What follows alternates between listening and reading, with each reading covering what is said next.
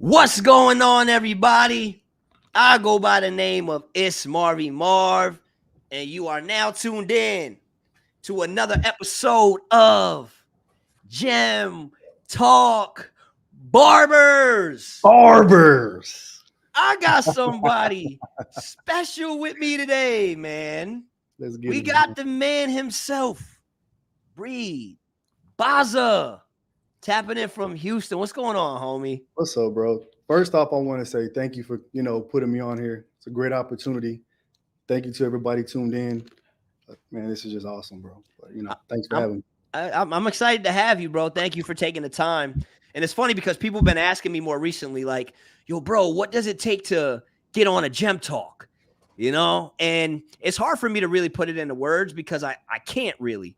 It's more of it's like a feeling that I'm going with. I know what I'm trying to deliver from this platform and deliver in this conversation. So it's just something I feel. Right? Like if I need to go live and have a conversation with this person, I'm going to do my best to set it up. And you're one of those people, bro. I came across your content, dog, and just seeing the messages that you were putting out, how you were putting it out, and what you were doing from your page. I'm like, you know what? My dude over there doing real barbering. So let's bring him on the Gem Talk and have a conversation. I'm excited, bro. Much appreciated. Hell yeah, bro. So where are you guys tapping in from? You're in Houston. You've been there your whole life? My whole life, bro. Grew up in Houston. My shop's in Tomball, Texas. It's about 2 exits down from Houston. I grew up in Houston. It's considered Tomball, but bro, you go and exit down, it's Houston. So born Houston and raised, so much love for my city, so much love for the culture. As far as barbers too, man, being from Houston, you want to put other barbers from Houston and, Texas in general on, so that's what, it inspires me to be from Houston, man, because I don't really see too much of Houston. I know Tank be chopping, shout out Tank. I want to see more Houston barbers get on social media and make it happen. So, yeah, bro, you and Tank got a relationship? Yeah, man, you know what? We're cool, bro. Every time we see each other at the barber battles, we chop it up for a little bit. He's in the south side of Houston. I'm on the north side of Houston. So we don't really get to, see each other in person too much. He has a family, I have a family. So we're cool though, bro. We keep it really cool, man. We share each other's stuff. We engage with each other's stuff. But yeah, man, great relationship, bro. Can't complain. Good dude. Yeah, bro. I rock with y'all. I don't know if it's Texans. Is that the word? Texans?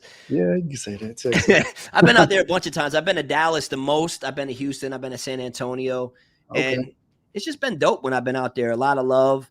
At least towards me when I'm out there. You know what I'm saying? I haven't lived there, so I don't know how it is to actually live there. But it's cool, man. The prices are good on everything, but the weather sucks, bro.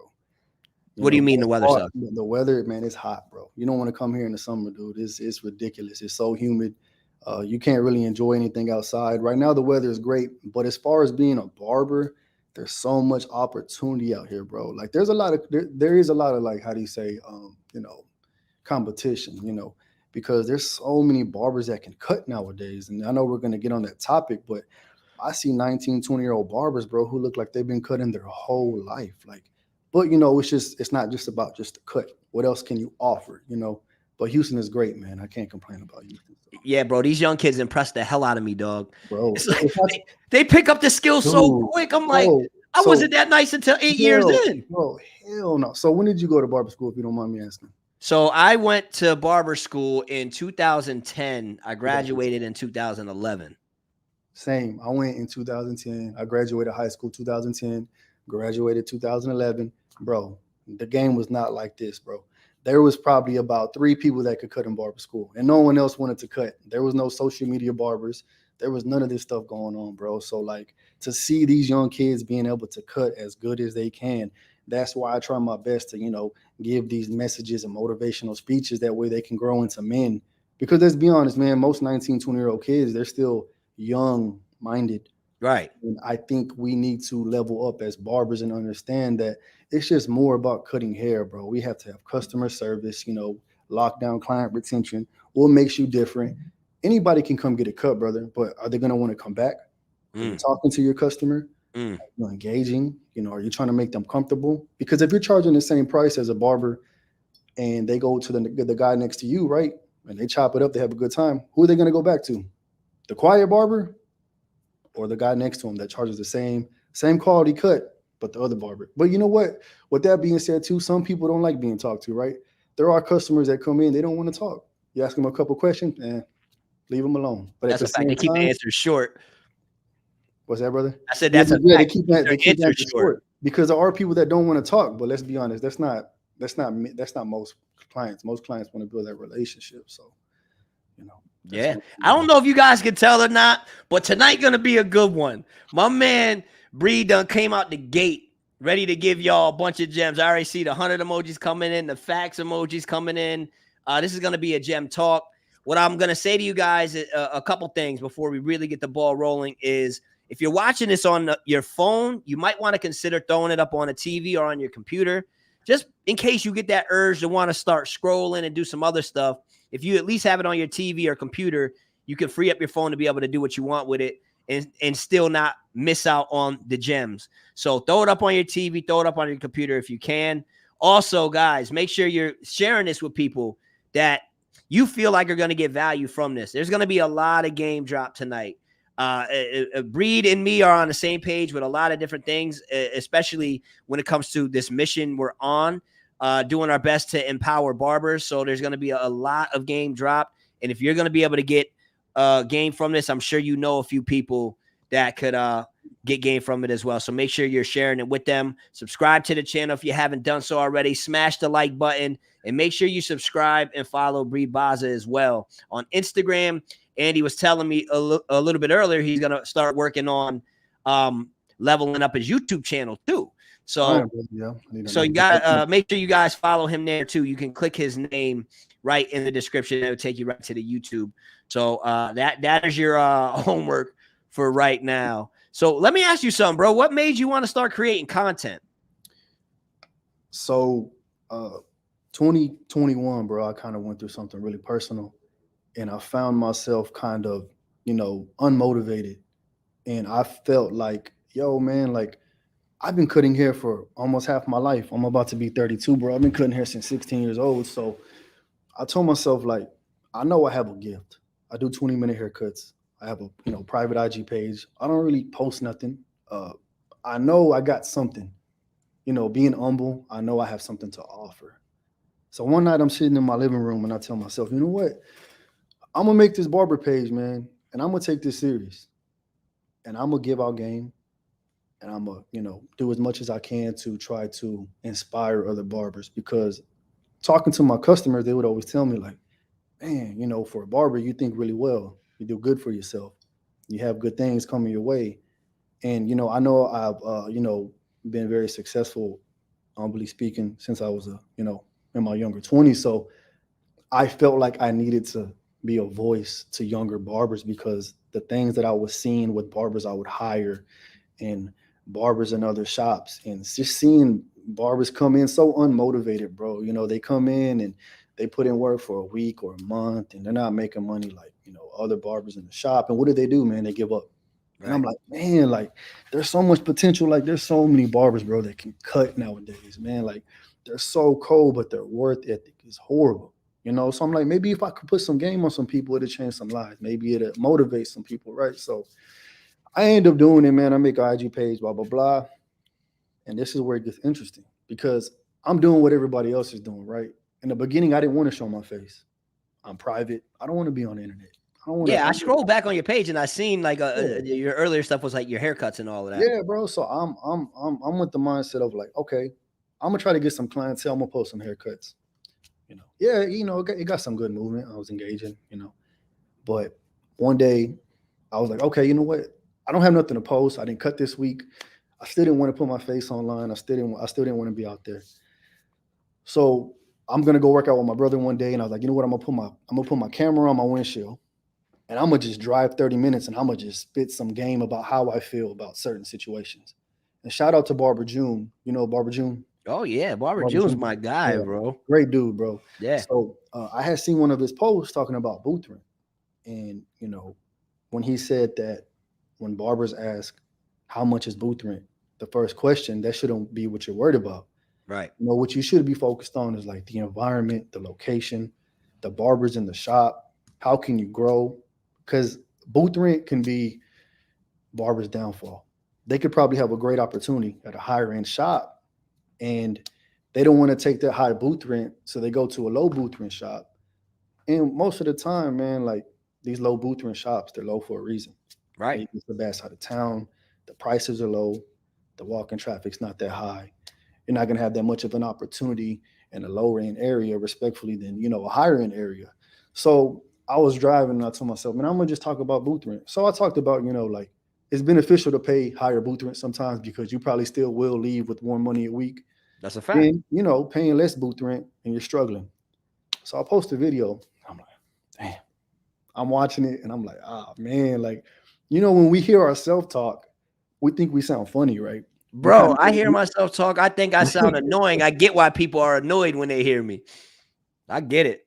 yeah, bro. So I hear myself talk on this video and I'm like, oh, man, I sound like that. That's how I sound on camera, So I'm like, you know what, whatever. In the morning, I'm posting the video. I post the video.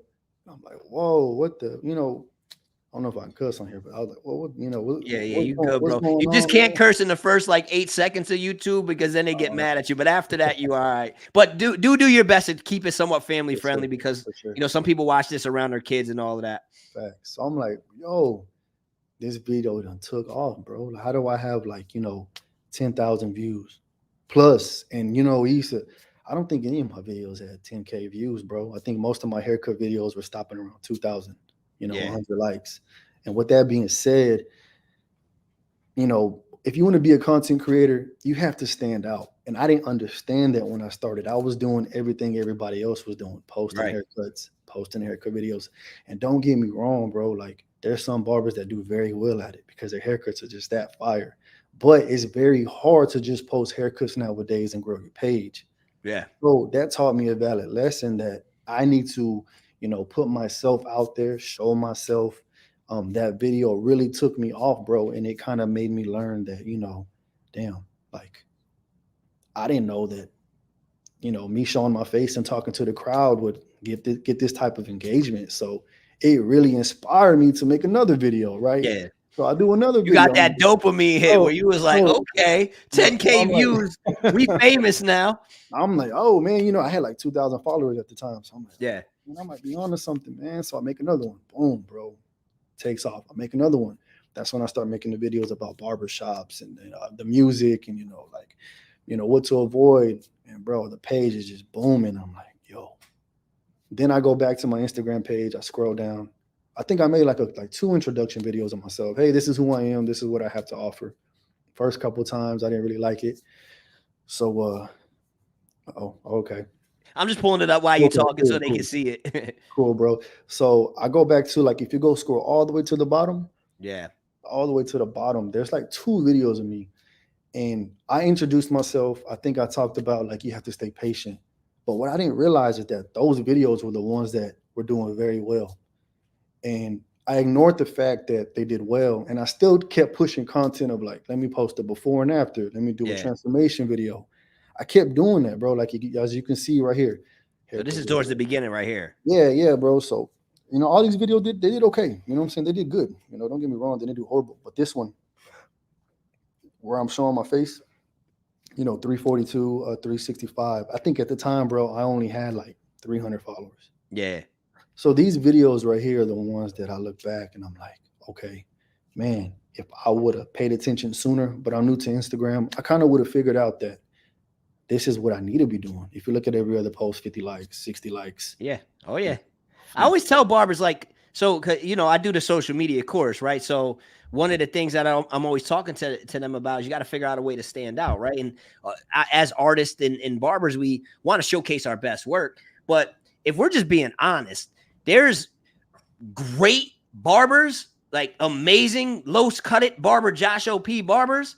And then there's the beginning, like when we're just starting out, our work is weak as hell, barbers. And then there's the rest of us. Like there's this cluster where there's not really that much of a difference. You know what I'm saying? Like as competitors and stuff, we could say, yeah, I'm nicer than this one or they're nicer than me. But especially from a client's perspective, there's not that much of a difference. You know what I'm saying? So really true. I always tell the people in the course, like if you're going to stand out, if you're not exceptional, amazing, you're not doing this crazy stuff, you posting your haircuts is not going to be the thing to do it. You know what I'm saying? So I'm glad Respect, you figured that out pretty quick. respectfully, bro. Like when I see a page full of haircuts, I look at it and I'm like, man, those are good cuts. But respectfully, not that it bores me, but I'm not interested. Yeah. No, it's cool Most people ain't. That's what I it's, tell people. because If it's we're not over. interested and we're barbers, regular people damn sure ain't interested. It's just oversaturated, bro. Yeah. And I tell these barbers, like, some people, how can I, get my Instagram popping, bro? Show your face, talk, Yeah. spit some game. I know there's people listening that probably have some game that they want to say that they haven't heard yet, but they don't want to do it. Post that video. You never know what's gonna happen, good or Well, the bad, thing is whatever. too, right? It's the feedback that they're scared of, because like me, I get it all the time. You get it all the time. You post your doing 19, 20 haircuts. It's, oh, he's not sanitary. Oh, he only did 20. I do 40. Oh, the haircuts aren't good. There's no way they're quality, right? So that scares people, which is understandable because especially if you're a confrontational type of person or you got that fighter nature, which I know you got for sure. Yeah. It can be one of those things where it's like, all right, if you're not trying to deal with that every day, you're just like, you know what, I ain't gonna do it. People worry about that, right? 100%. So when people always say to me, bro, I want to do what you do, I'm like, then do what I do. You just got to put it out there. What about the haters? What about them? You might put out a message that impacts somebody in a way where it changes their life, bro.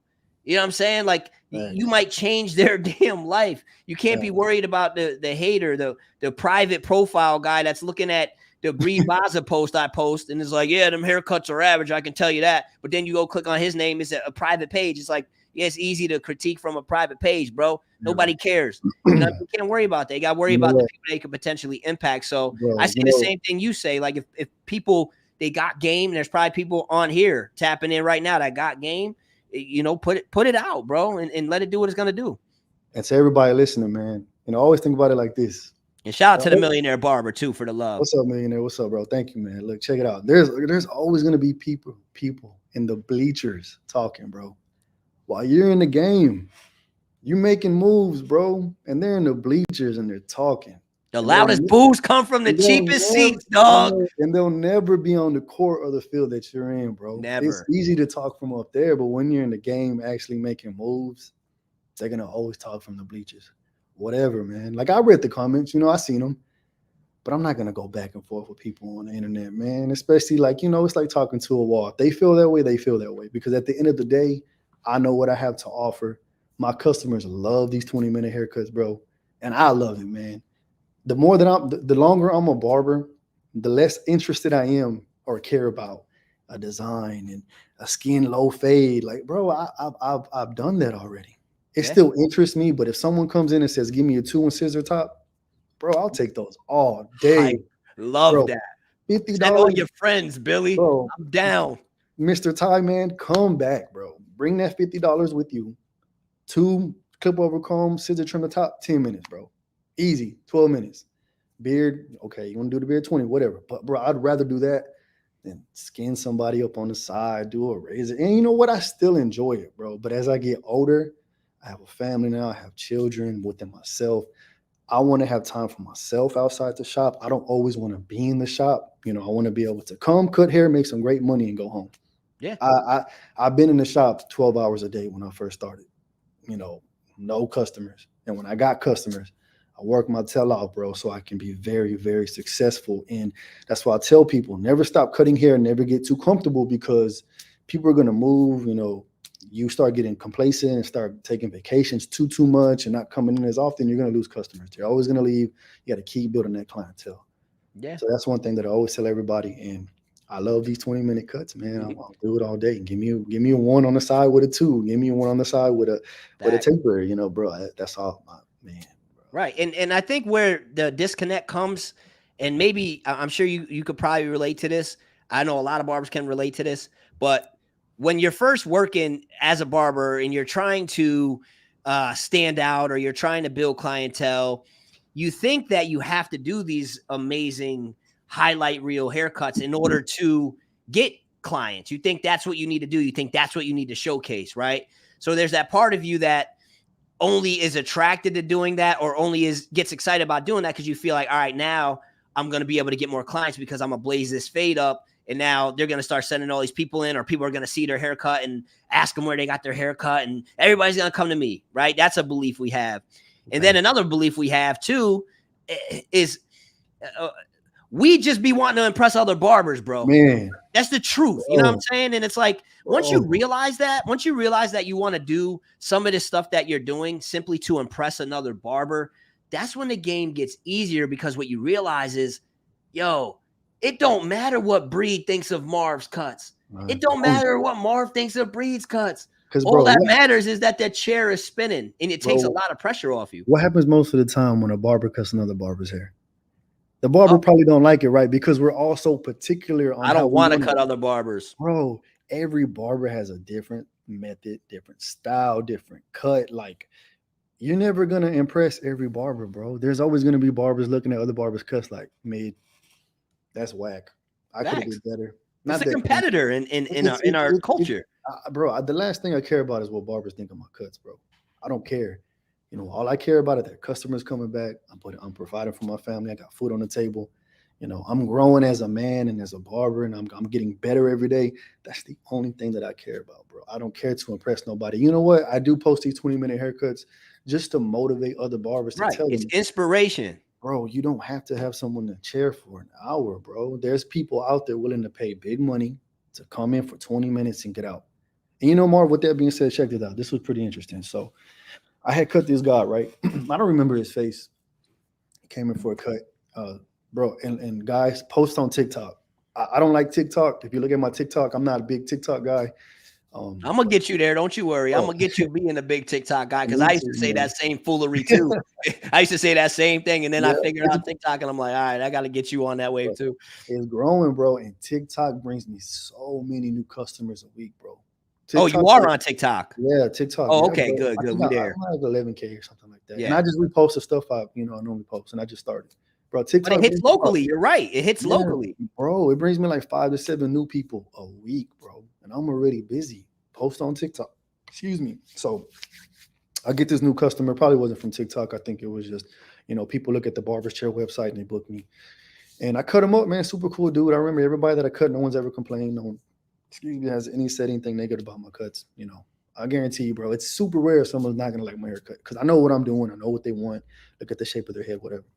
So one of my barbers comes up to me. He's like, hey, man, this dude came in the shop, because now I'm in my suite. He came in the shop. He got his haircut by so-and-so. And I overheard that he said, yeah, man, I got my haircut by Baza, man. And great haircut, bro. Nothing was wrong with it. I love the way it looked. But he just did it too fast. I didn't like that. Mm-hmm. So the haircut was fine. He couldn't complain about nothing. But the haircut was too fast. And there are going to be customers that don't want a quick haircut, right?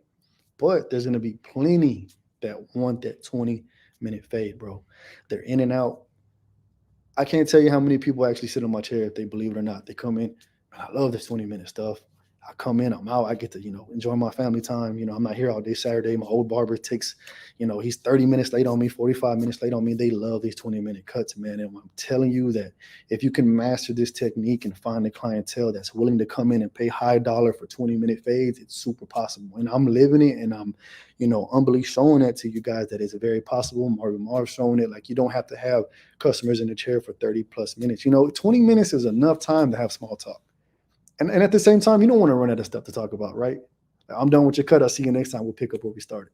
You know what I mean? So it's like, this is a great opportunity to stop thinking old school, that you have to have, people in the chair that long. And don't get me wrong, there's barbers that, do these enhancements and do hour haircuts charging $150. Hey, man, power to you, bro. If it ain't broke, don't fix it. I'm not saying that you're wrong, but I just want you to be open-minded to understand that it's very possible to achieve these goals if you really want it. But you have to find a clientele. You have to market yourself that way. These little, 20-minute cut, 20 cut a day videos are really helping me, market myself to bring new customers into my chair. People are coming in like, yeah, man, I want that fast cut. I want to see what it's about. I've never had this cut in my life, man. How you so fast, bro? What? I'm coming back. I'll see you next week. Boom. You just got to bring them in, lock them in, be confident in what you're doing, give a quality cut, and they'll come back, bro. It's super easy. It's not that hard. Yeah. And you have to have a person reality too when you cut someone's hair. So, it's easy, man. And to, kind of go forward too. Um, I used to do 30-minute haircuts. That's where I used to be for a very long time. And I noticed, man, when I would do 30-minute haircuts, I changed my prices in like 2017, 2018. So I've been doing 20-minute haircuts since about 2018.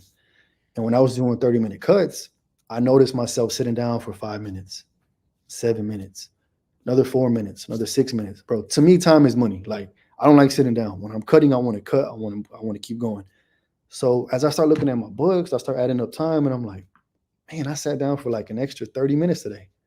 I sat down for an extra hour with 30-minute cuts. I have an hour gap. Why don't I knock my appointments down a little bit? I could squeeze in 2 more people, 3 more people. At the time I was charging 30. So I'm like, bro, that's $90 more a Yeah. day. Times 5, bro. That's $500. I'm trying to get this money, bro. I don't care what no one thinks about me. If I'm Right. cutting too fast, Yeah. I don't sit down, or if I'm not sweeping quick enough for everybody, I don't care, bro. Like, I'm not trying to sit there and sweep every little hair off the floor to please Bro, anyone. people point that out in You the know, video. It blows my mind. Like, really? Because we can't find nothing else to critique. That's what we're gonna do. bro. Really? We're gonna act like we're getting up every single hair, like all like really? That's what we're gonna do. People are It's, wild, bro. it's silly, bro. And like Yeah. at the same time, I understand where they're coming from, but it's not that serious, bro. It's hair. When you have time, you sweep it up. And respectfully saying, when you get that busy as a barber, you're gonna go through that. That's just how it's gonna be. When you're back to back, that's just how it's gonna be. And you know what? I'm in my suite now, so I don't have no one to sweep for me. In the barbershop, we would all sweep for each other. With these 20-minute cuts, sometimes it is a little challenging if they come late. Sometimes I am 2 minutes behind, 3 minutes behind, 5 minutes at the most. I don't have time to sweep. I got to get that new customer. I got to get that customer in, make a good first impression on my existing customers, and keep that brand that I'm trying to build and get people in and out. You know what? If I do have 2 minutes, whenever someone's out of here, yeah, bro, stretch it out, sweep up, boom. But I'm not trying to sit here and sweep every little hair, bro. Right, right. I'm trying to make money, bro. Like, that hair can wait. Bro, It's the not, thing is though, is like we just be chatting online, bro. It's like the same barber chatting like that to you is like you go and you watch them cut, and then you'll see some hair. It's like, oh, you were the most sanitary barber alive on the internet, but now I'm here, and why didn't you sweep that hair up? You know what I mean? Like, people just they find reasons. They find reasons to chat. But what I want to get into, man, is because I love how you're doing the 20-minute cuts, right? I do the half-hour slots. I can get a lot of cuts done in 15, 20 minutes. I like the half-hour slots because then it allows me time to squeeze in a walk-in if I have to, or if somebody hits me up last minute, I could squeeze them in. So I like having that additional time to play with it as well. So, that's a way to do it. The way I love your explanation of it, looking at how much time you're sitting around. It's like, all right, I'm just going to fill up them appointment spots. I love that as well. But we're talking about 20-minute cuts at a time where people just simply don't believe it's possible, right? right. Which is interesting because I went on this rant on my story earlier where I said a lot of these conversations I've been having more recently is showing me how out of touch barbers are with what barbers are actually doing in the shops and what clients are actually looking for, because we just spend so much time scrolling on our phone that we think barbering is a certain way when it's really not. And what I mean when I say that is, barbers don't think that barbers can do 20-minute cuts and 25-minute cuts because they think every cut is a low skin fade with enhancements and a beard scope and a textured top and section. They think everybody's doing that and thinking everybody's wanting that. And no, that's just what we're seeing on our phone all the time. That's not what people want in real life. Sure, there are people that do, but most people are just regular people that would take a nice, simple, clean haircut. You know what I'm saying?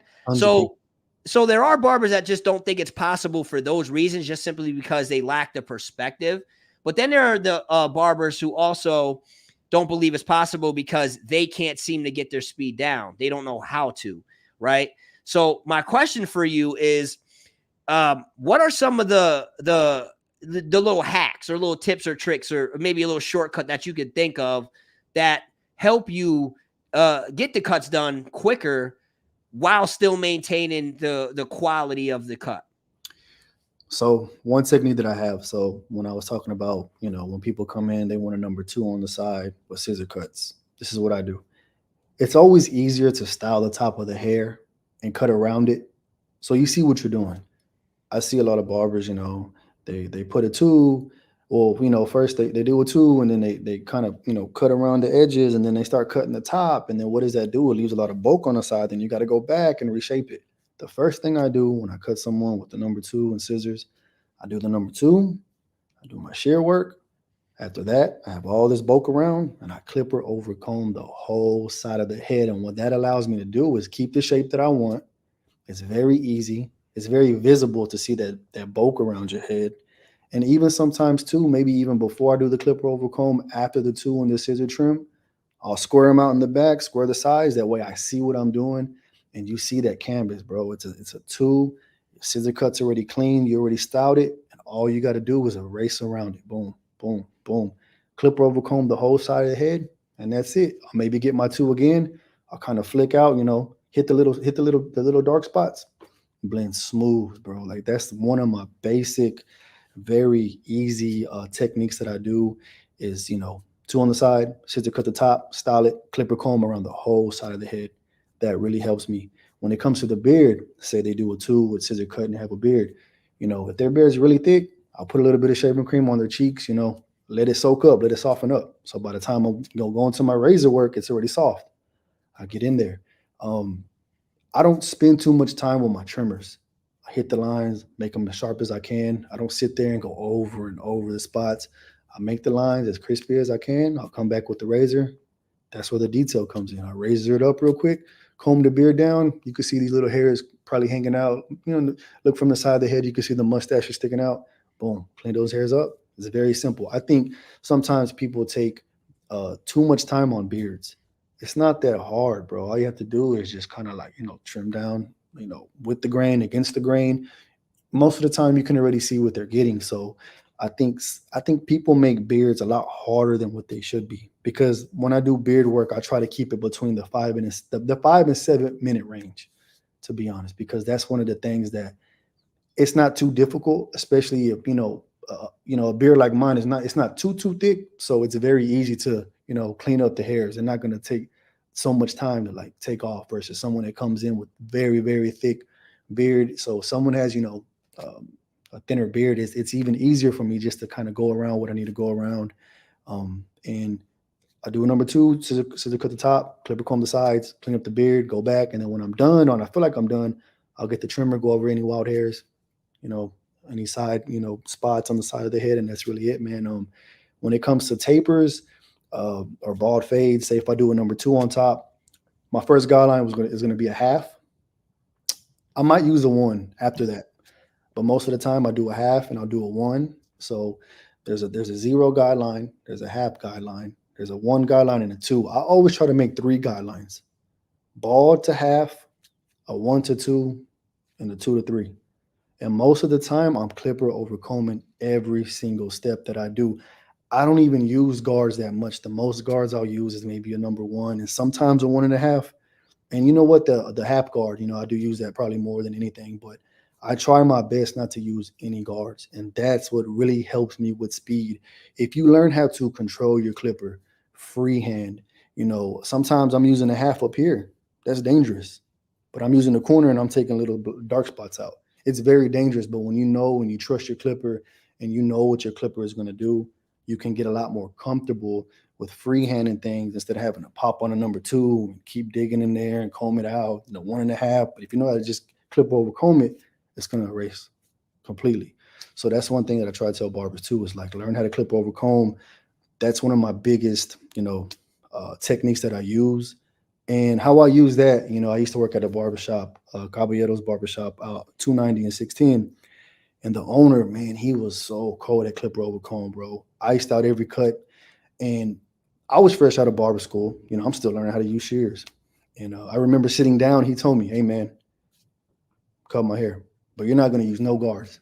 I'm Mm. like, "Oh, what?" He's like, "Clipper over comb my hair." Like, I was like, "I can't even use the half on the clipper." He's like, "No, ball me out." And I mean, yeah, use the half, but I mean the half guard. So when I did the ball line, with the taper, bro, I clipper over comb from a zero all the way into the four. I didn't use no guards, bro. It's just, ball line, half guard line, from there clipper over comb and all the way to the three.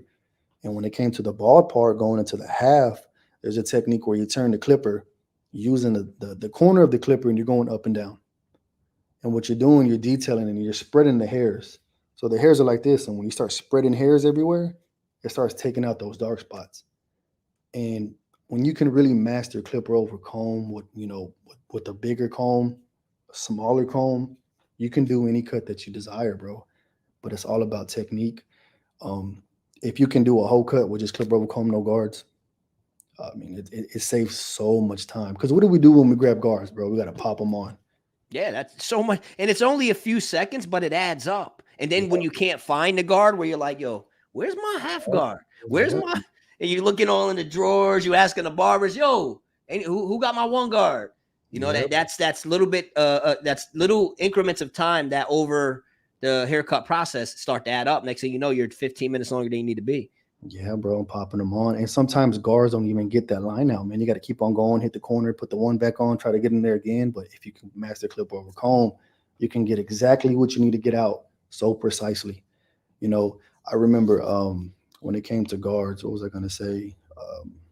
With the clipper over comb, if I'm doing a taper fade and someone has like a two on top, right? I'm gonna ball them out, bro. I'm gonna put a ball guard line with the three on the side. I'm gonna do a half with my next guard, and after that, I'm getting my clipper over comb into the half guideline on top of the three, and I'm taking that line out, bro.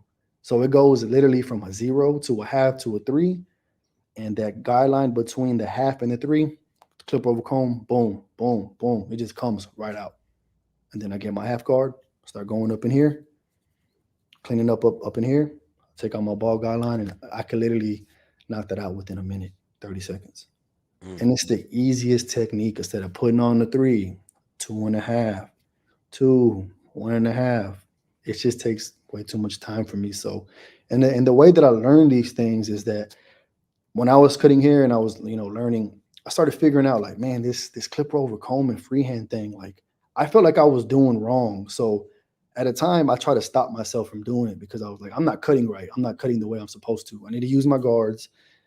People telling me I'm doing wrong, that I'm gonna mess someone up. And I would start, not believing it. I started not believing in myself. Like, nah, man, I can't be cutting people like that. That's not right. Yeah, right. Because That's you're right. starting to hear it from I was everybody, like, nah, so man. you started thinking you the crazy one. Yeah, I was like, no, I need to use guards, bro. I need to just do what I'm doing. But no, bro. When I just started getting better at clipper over comb and really, you know, really mastering that technique, it really took me off, and that really saved me so much time. So, clipper over comb. Don't be scared to, get up in there, man, and get that half line out to a three. It's all about, angles, holding the Hmm. comb. When you hold the comb with clipper over comb, you don't want to put it up in the head. You want to square it out. You want to put it to the head, pull out towards you. Does that make any sense? So when Hmm. you're cutting, pull out the comb, cut like that. That way you can keep the shape. Now, if you start cutting clipper over comb, they're gonna end up with that.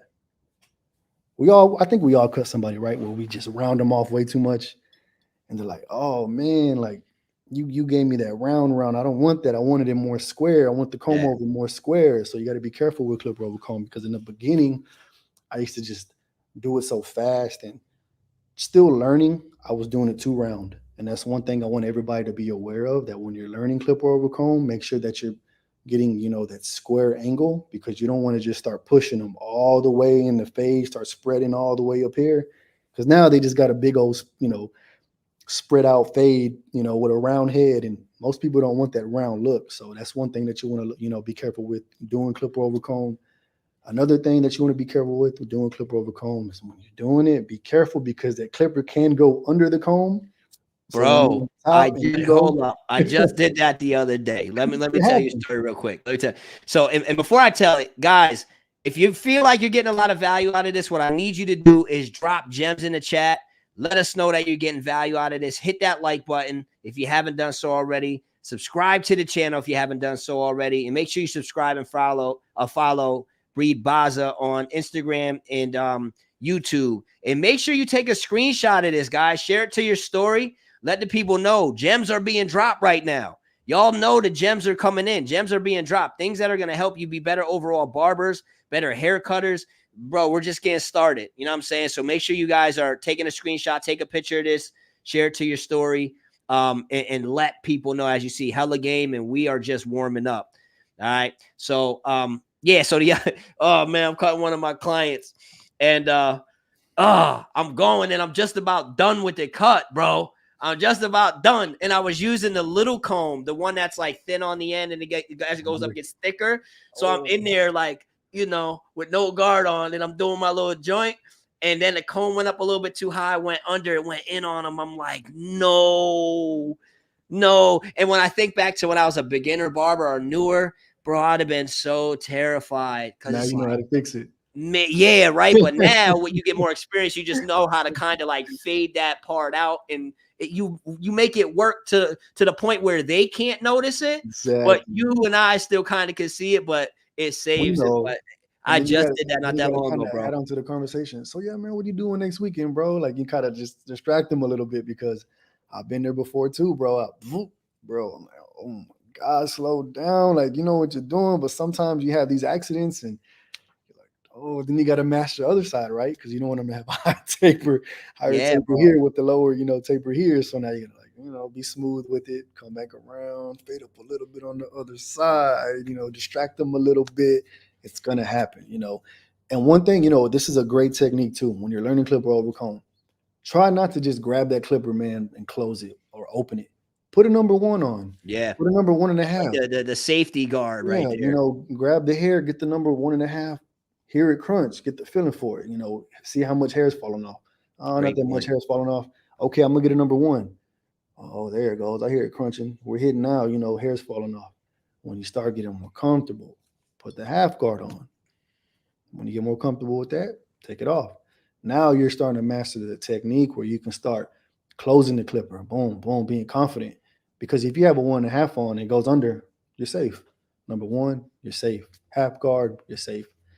All the way open, that could be a little dangerous. You don't want to put, a line up here or a patch up here if you're trying to do a taper down there. So that's one thing I want you guys to remember when you're doing clipper over comb and you want to learn, put a 1.5 on or number 1 and get the motion.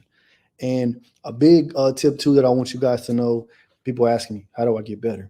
Well, if you have a slow day and say you have 4 people for the day, what I recommend, since you're not back to back and you really don't have to feel stressed out for that day, if you have someone at 2, someone at 4, 5 o'clock, practice on your speed. Try to shave 5 minutes off. You have nobody after that. So it's not, so if you do come into, an error or you feel like something that you didn't really fade out as best as you thought, you can go back and clean up what you need to clean up.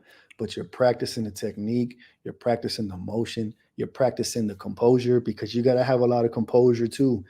People are going to be coming in and out the door. If you have a very strong clientele that's very punctual, you want to make sure that you stay on time. So you don't want to overthink everything too much because it will throw you behind when you start getting nervous, getting the shakes, and now you're just not, getting any better. So, practice on your slower days. Try to knock 5 minutes off on your slower days. So when your customer comes in at 4, you're trying to be done by 4:30. Try to be done by 4:25. Yeah. Probably won't do it. And the clipper over comb thing too. One point I want to make, guys, is when you start working on trying to learn how to do clipper over comb better, it's going to feel weird to you and uncomfortable, and it may slow you down, right? Like he's saying, but don't let that discourage you and lead you to not keep doing it, because it's one of those things where it's going to slow you down at first, but over time, it's going to ultimately speed you up. So if you can make those sacrifices early on, when you got a little bit of extra time to get that practice in to learn it, eventually you're going to start speeding up, and then you're going to be way quicker than you are now. But I know some barbers, and I'm guilty of this too, earlier on in my career, you get told a tip or a trick or a technique, and you go to do it, and you don't really know how to do it, and it doesn't feel right, or it takes you a little bit longer. And in your mind, you're like, nah, I ain't doing this. This way's way quicker. And it's like, no, it's only quicker right now. But once you learn that technique is going to save you a lot of time in the future. A lot of time. So a couple questions, bro. Number one, they keep asking, what comb do you use? Does the comb really matter when it comes to clipper over comb? Do you have like go-to combs? I like the flat top comb. So yeah, I love that one too. Flat top comb because the teeth are a little bit, you don't want to get something too wide. You don't want to get a texturing comb. it's too loose. It doesn't hair doesn't stand straight up. You got the one with like the staggered teeth or no? The one that I have is just square, more real rectangle. Yeah, That's my go-to. got Since you. I freehand now, I know what you mean about the skinny one at the bottom, and you get in there. Yeah, That one I used to do that too, but when I started doing freehand, I use both, bro. There's no right or wrong way, right. But the main one I use is a flat top comb.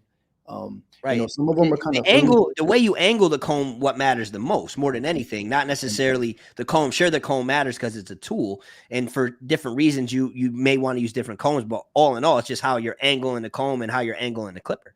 Facts, bro. 100%. If you can get that angle down and that motion, whenever we start doing scissor cuts, how do we feel? We're like, in barber school, we're grabbing the hair and we're like slow and we're putting the comb in our pinky and we're just like, and it just takes time to gain that motion. So if you can learn how to cut scissor cuts, you can do clipper over comb. It's all about just getting the technique down, getting confident, getting comfortable.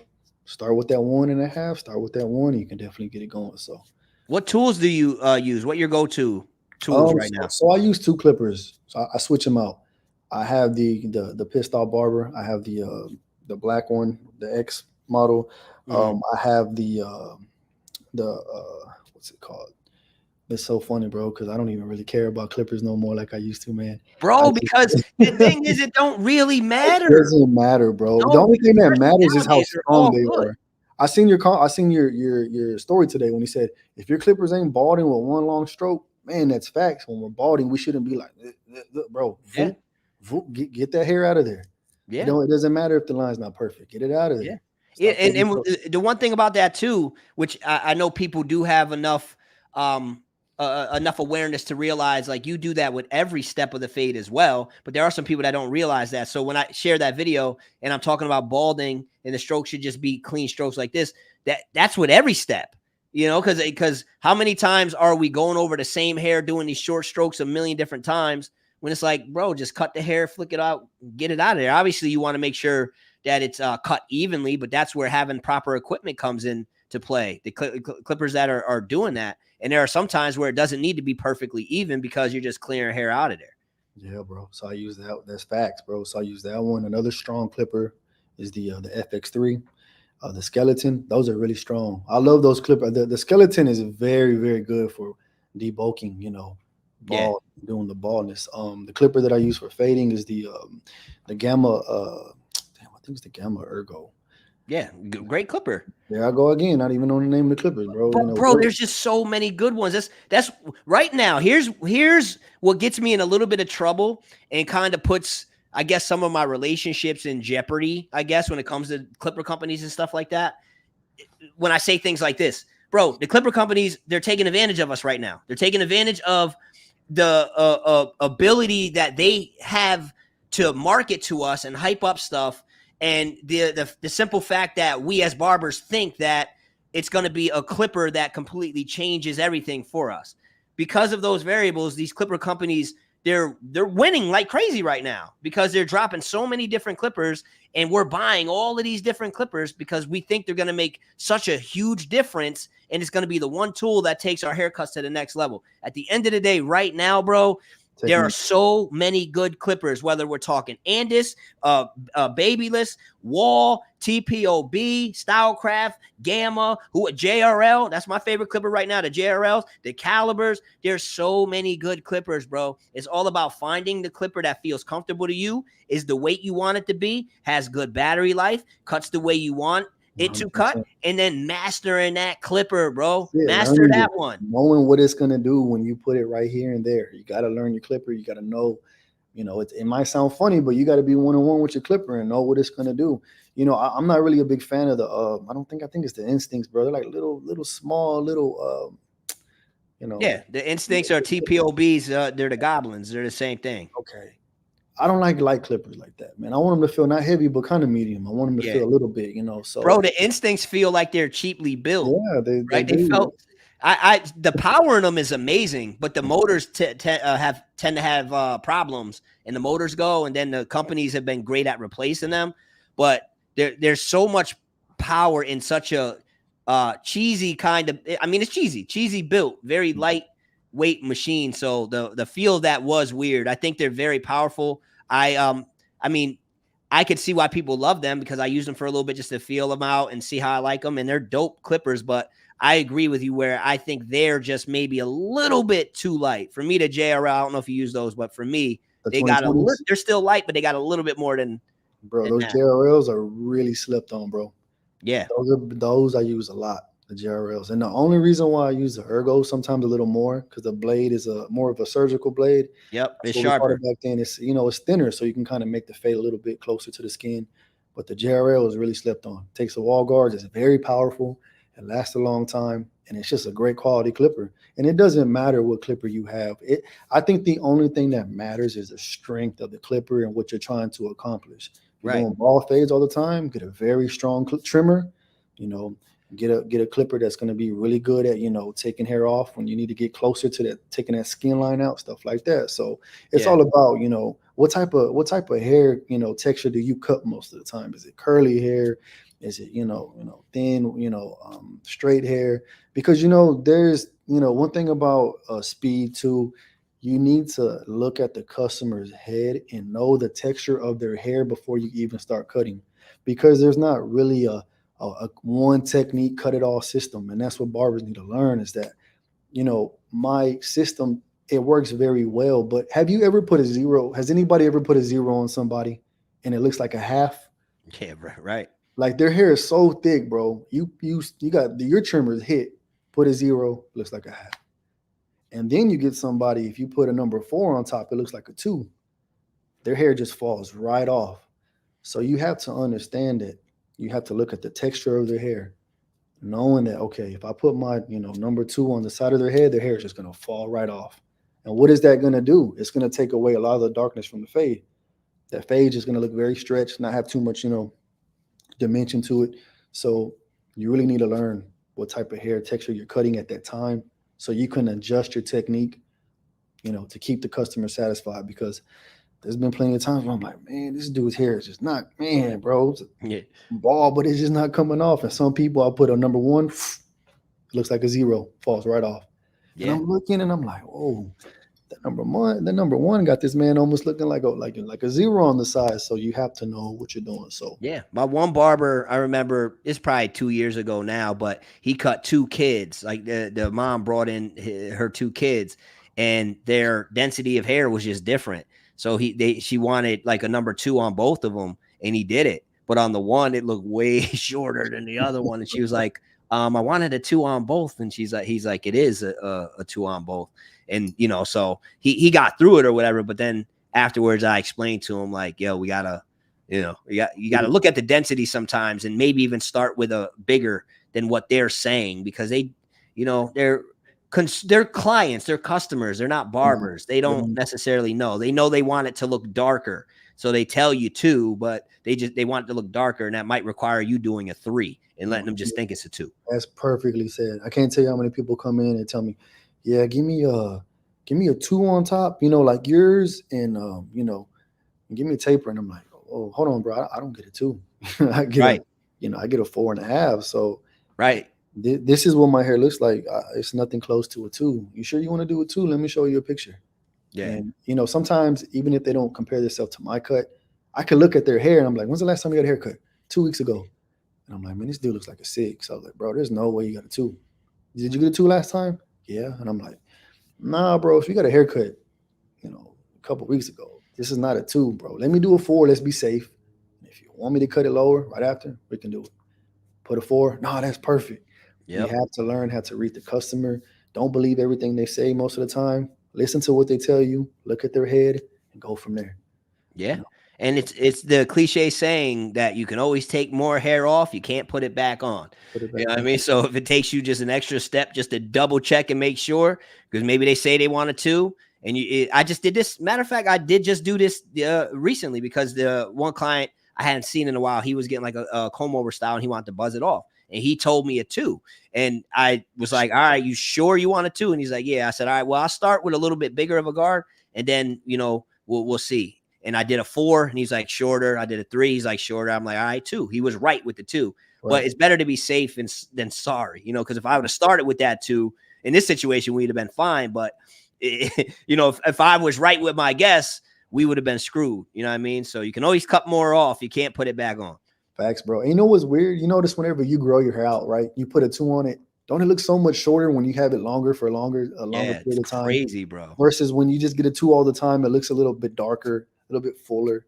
So you have to tell them too, like, hey man, I recommend doing a 3 or 4 at first, because when you cut it off, your hair might be going so many directions where it might look way shorter than a 2. You have to just put them on game, learn how to read the customer, know how to give them what they want. And a big thing that really helps me getting people come back is when I get new customers, I ask them exactly what they want.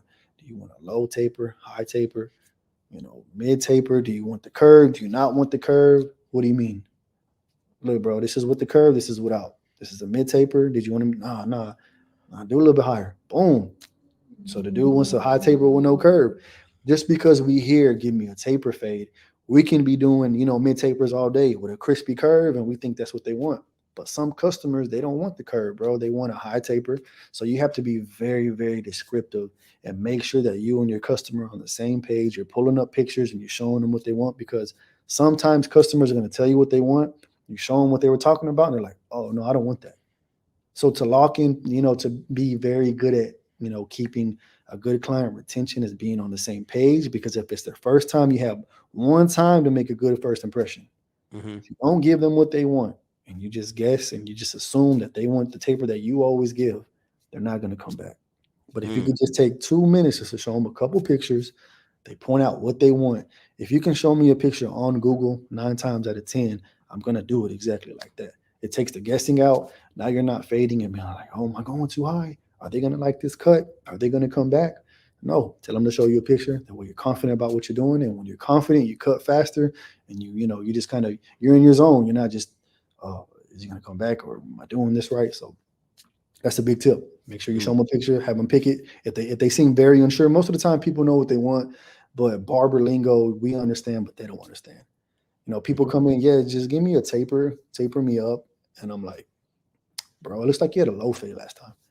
Low fade. Like, yeah, you don't get a taper. You have it more around the ears. Look, this is the low fade. Yeah. I guess it's just tapered all around the ear too. Yeah, it is. But when you say taper fade, it could be a different fade. And what happens? We do a taper fade. We show them the mirror. We don't ask no questions. I didn't want it like that. I wanted it more around the ears. And now there's only either one or two things that you're going to do. You're going to fix it and lose time, or you're going to tell them, oh, well, and they're going to lose a customer. Mm-hmm. So that's why you don't want to spend too much time, trying to guess the game of what they want. Know what they want, that way they're satisfied the first time, and that's it. So a couple questions, man. You're dropping a lot of game, man. And guys, let us know in the chat. You already know, flood the chat with gems.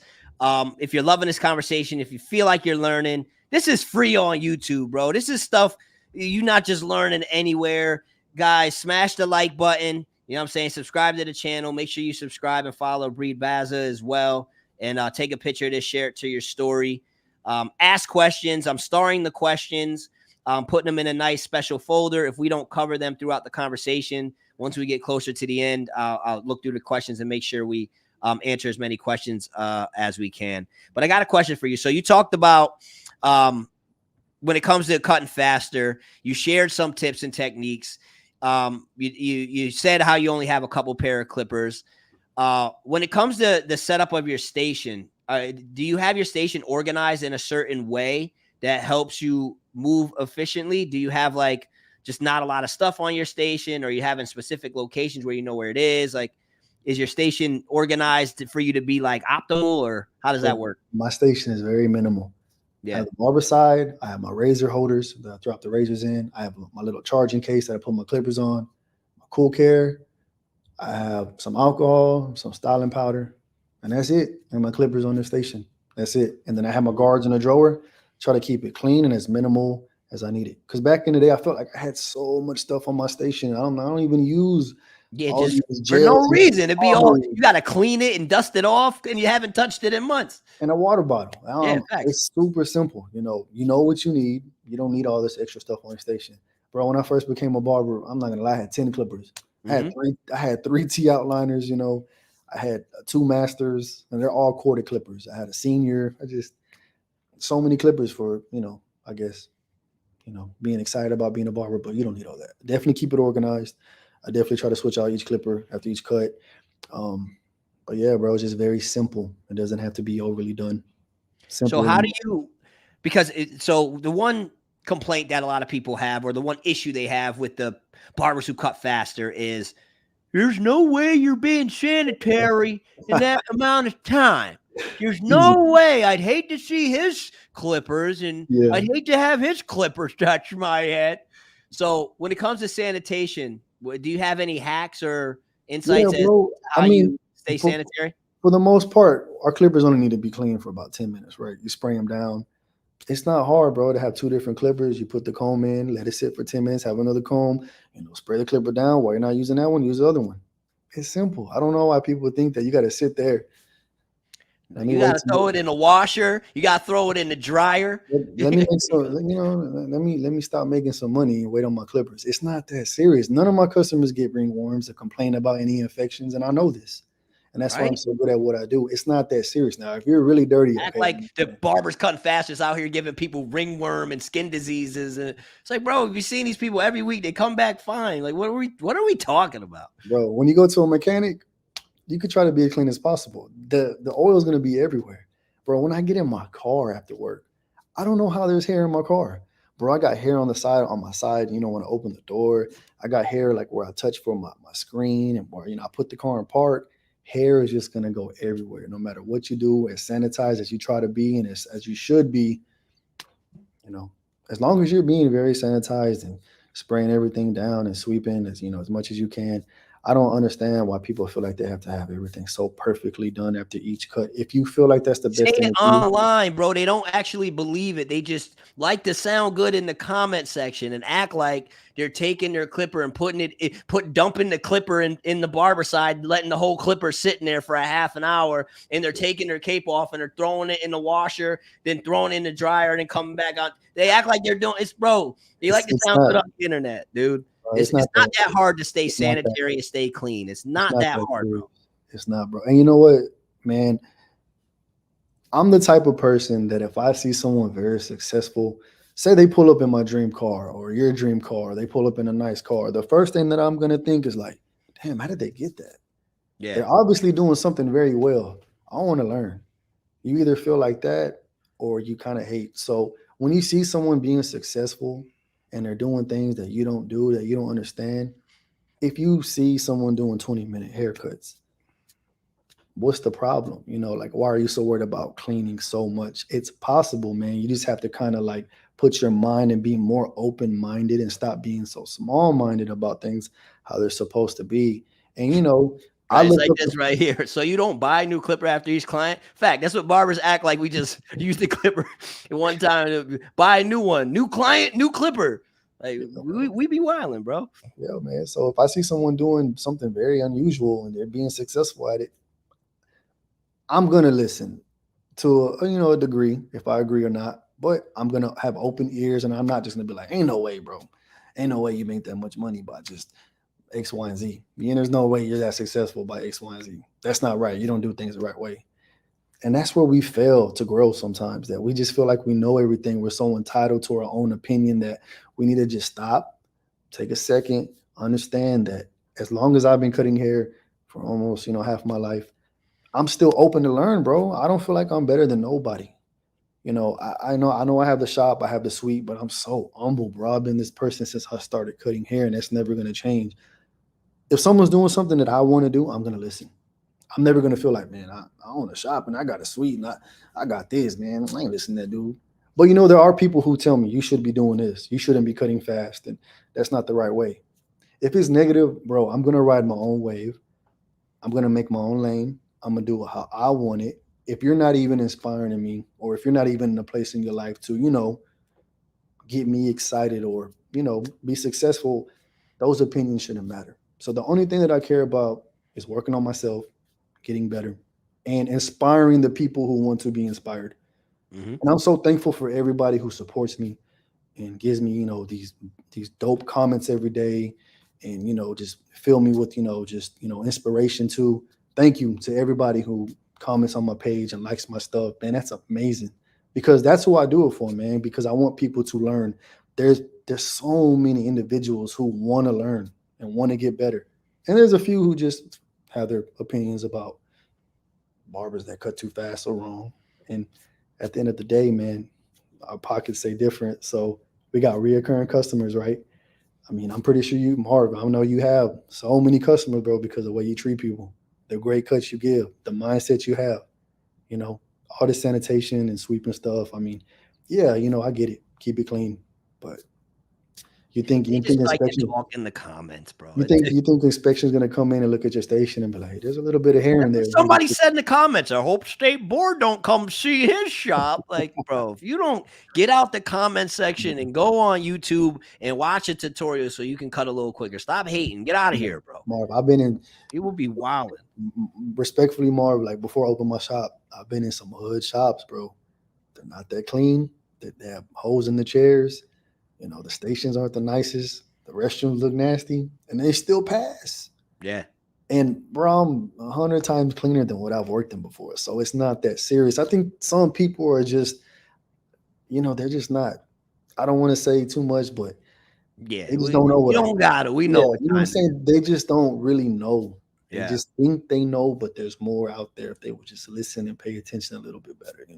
So what would you say to the people who think, I feel you, bro. Like, I like the idea of being able to cut faster, but there's no way you're going to be able to build a relationship with somebody. And there's no way you're going to be able to provide a quality experience in 20 minutes. What would you say to that person? What do you think goes into a service that makes it a quality experience overall? Number one, I feel like you can read a person if they're picky or not. I know there is customers out there who are not picky and love a quick haircut. So for one, just a great conversation. There's so many people that I've cut for the first time and they don't even care how the cut looks, bro.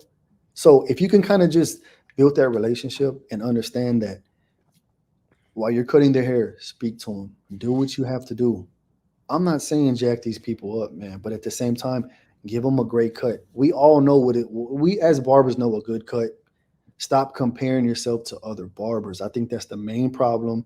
You're watching all these Instagram barbers with the enhancements, and that's great. They look awesome. Salute to all the barbers out there making their money on enhancements. But not every customer wants that. Stop comparing yourself to them. Stop thinking that you have to work like them. If you want to, go that route. But stop comparing yourself to them if you feel like this is something that you want to try, because you should get that idea out your mind and be more focused on building a relationship and giving just a great haircut. I mean, I feel like nowadays, bro, if it's not enhancements and it's not like, super, super fresh, it's a bad cut now. It's a horrible cut because there's no enhancements and the fade is just not super, super icy like some But barbers. bro, the thing is like, that's what people don't understand. It The internet is one thing, and enhanced haircuts are one thing, and then there is the fades without enhancements. It's a totally different thing. And what barbers like to do is compare the two. So if Marvy Marv or Bree Baza post a haircut with no enhancements and it's a clean fade, it still might not look like an enhanced fade because there's no enhancements in it. Whereas if me and Bree took enhancements and did the perfection thing to it and maybe edited it in Photoshop like barbers do, now it's like, oh, that thing is perfect. But the thing with my cuts and Bree's cuts, a lot of them, I don't know if you use enhancements at all, or you know enhancements?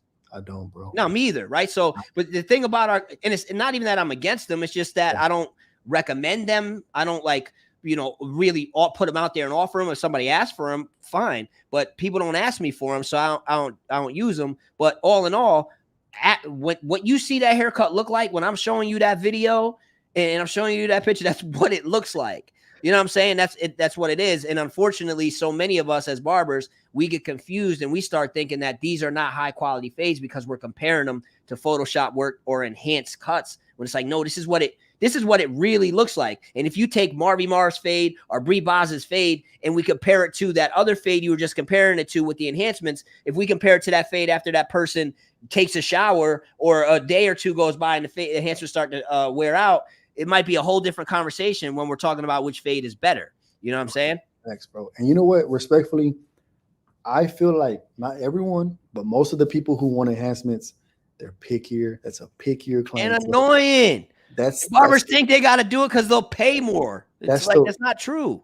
that's just more on us. If you want to take that challenge, be my guest. But I'm over here.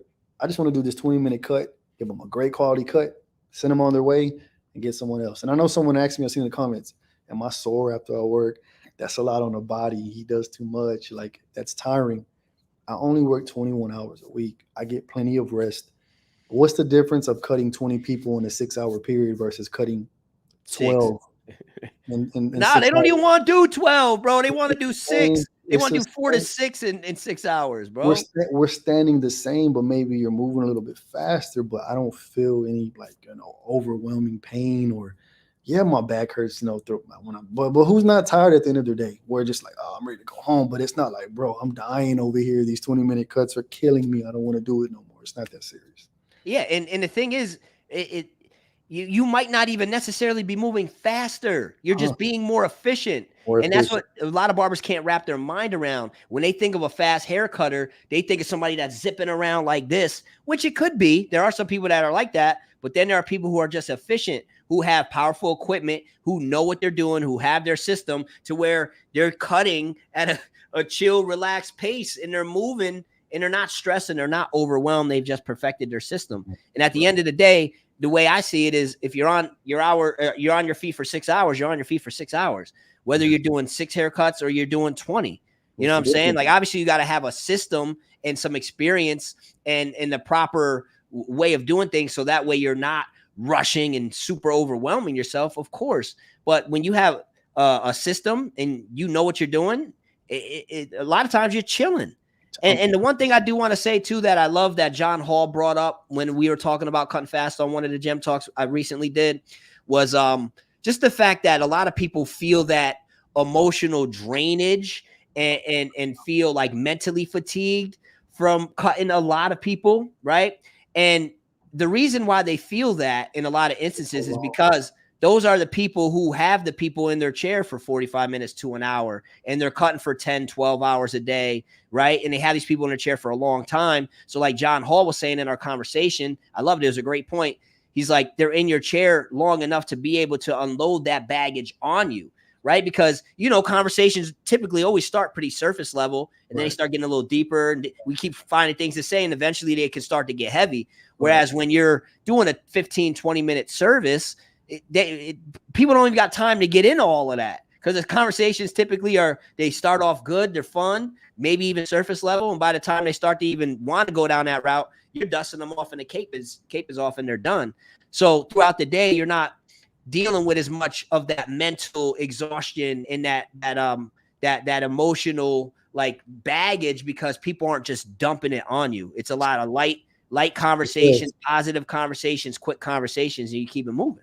And that's facts, bro. It's fresh. You get new conversations, and you know what, bro? Like people, I know I seen in the comments too. You must have not said nothing to each other. You can't even talk. Yeah, it's wild.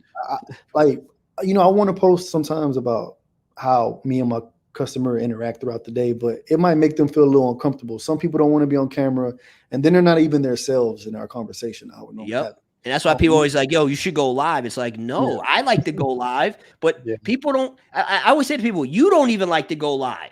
You guys are in my course, or you even if you're not in my course, you guys are trying to create content for social media, and you hear Marvin Marv saying you got to go live, and y'all won't go live because you're scared to go live, but yet you just want us to put people on the live to show that we doing 20-minute, 25-minute cuts because you don't believe it. It's like, no, people aren't necessarily comfortable being on live. Now we got to watch what we say. They got to watch what they say. They might be like a deer in headlights. If I'm in a shop and I got other people in the shop, now they all got to know we're live because who knows what they're going to be talking about on that end of the shop that gets picked up. It's like, no, like people, not everybody wants to be on the camera live or be recorded in the way where you're having a conversation. So I understand you would love to include that as content, but I get why you don't.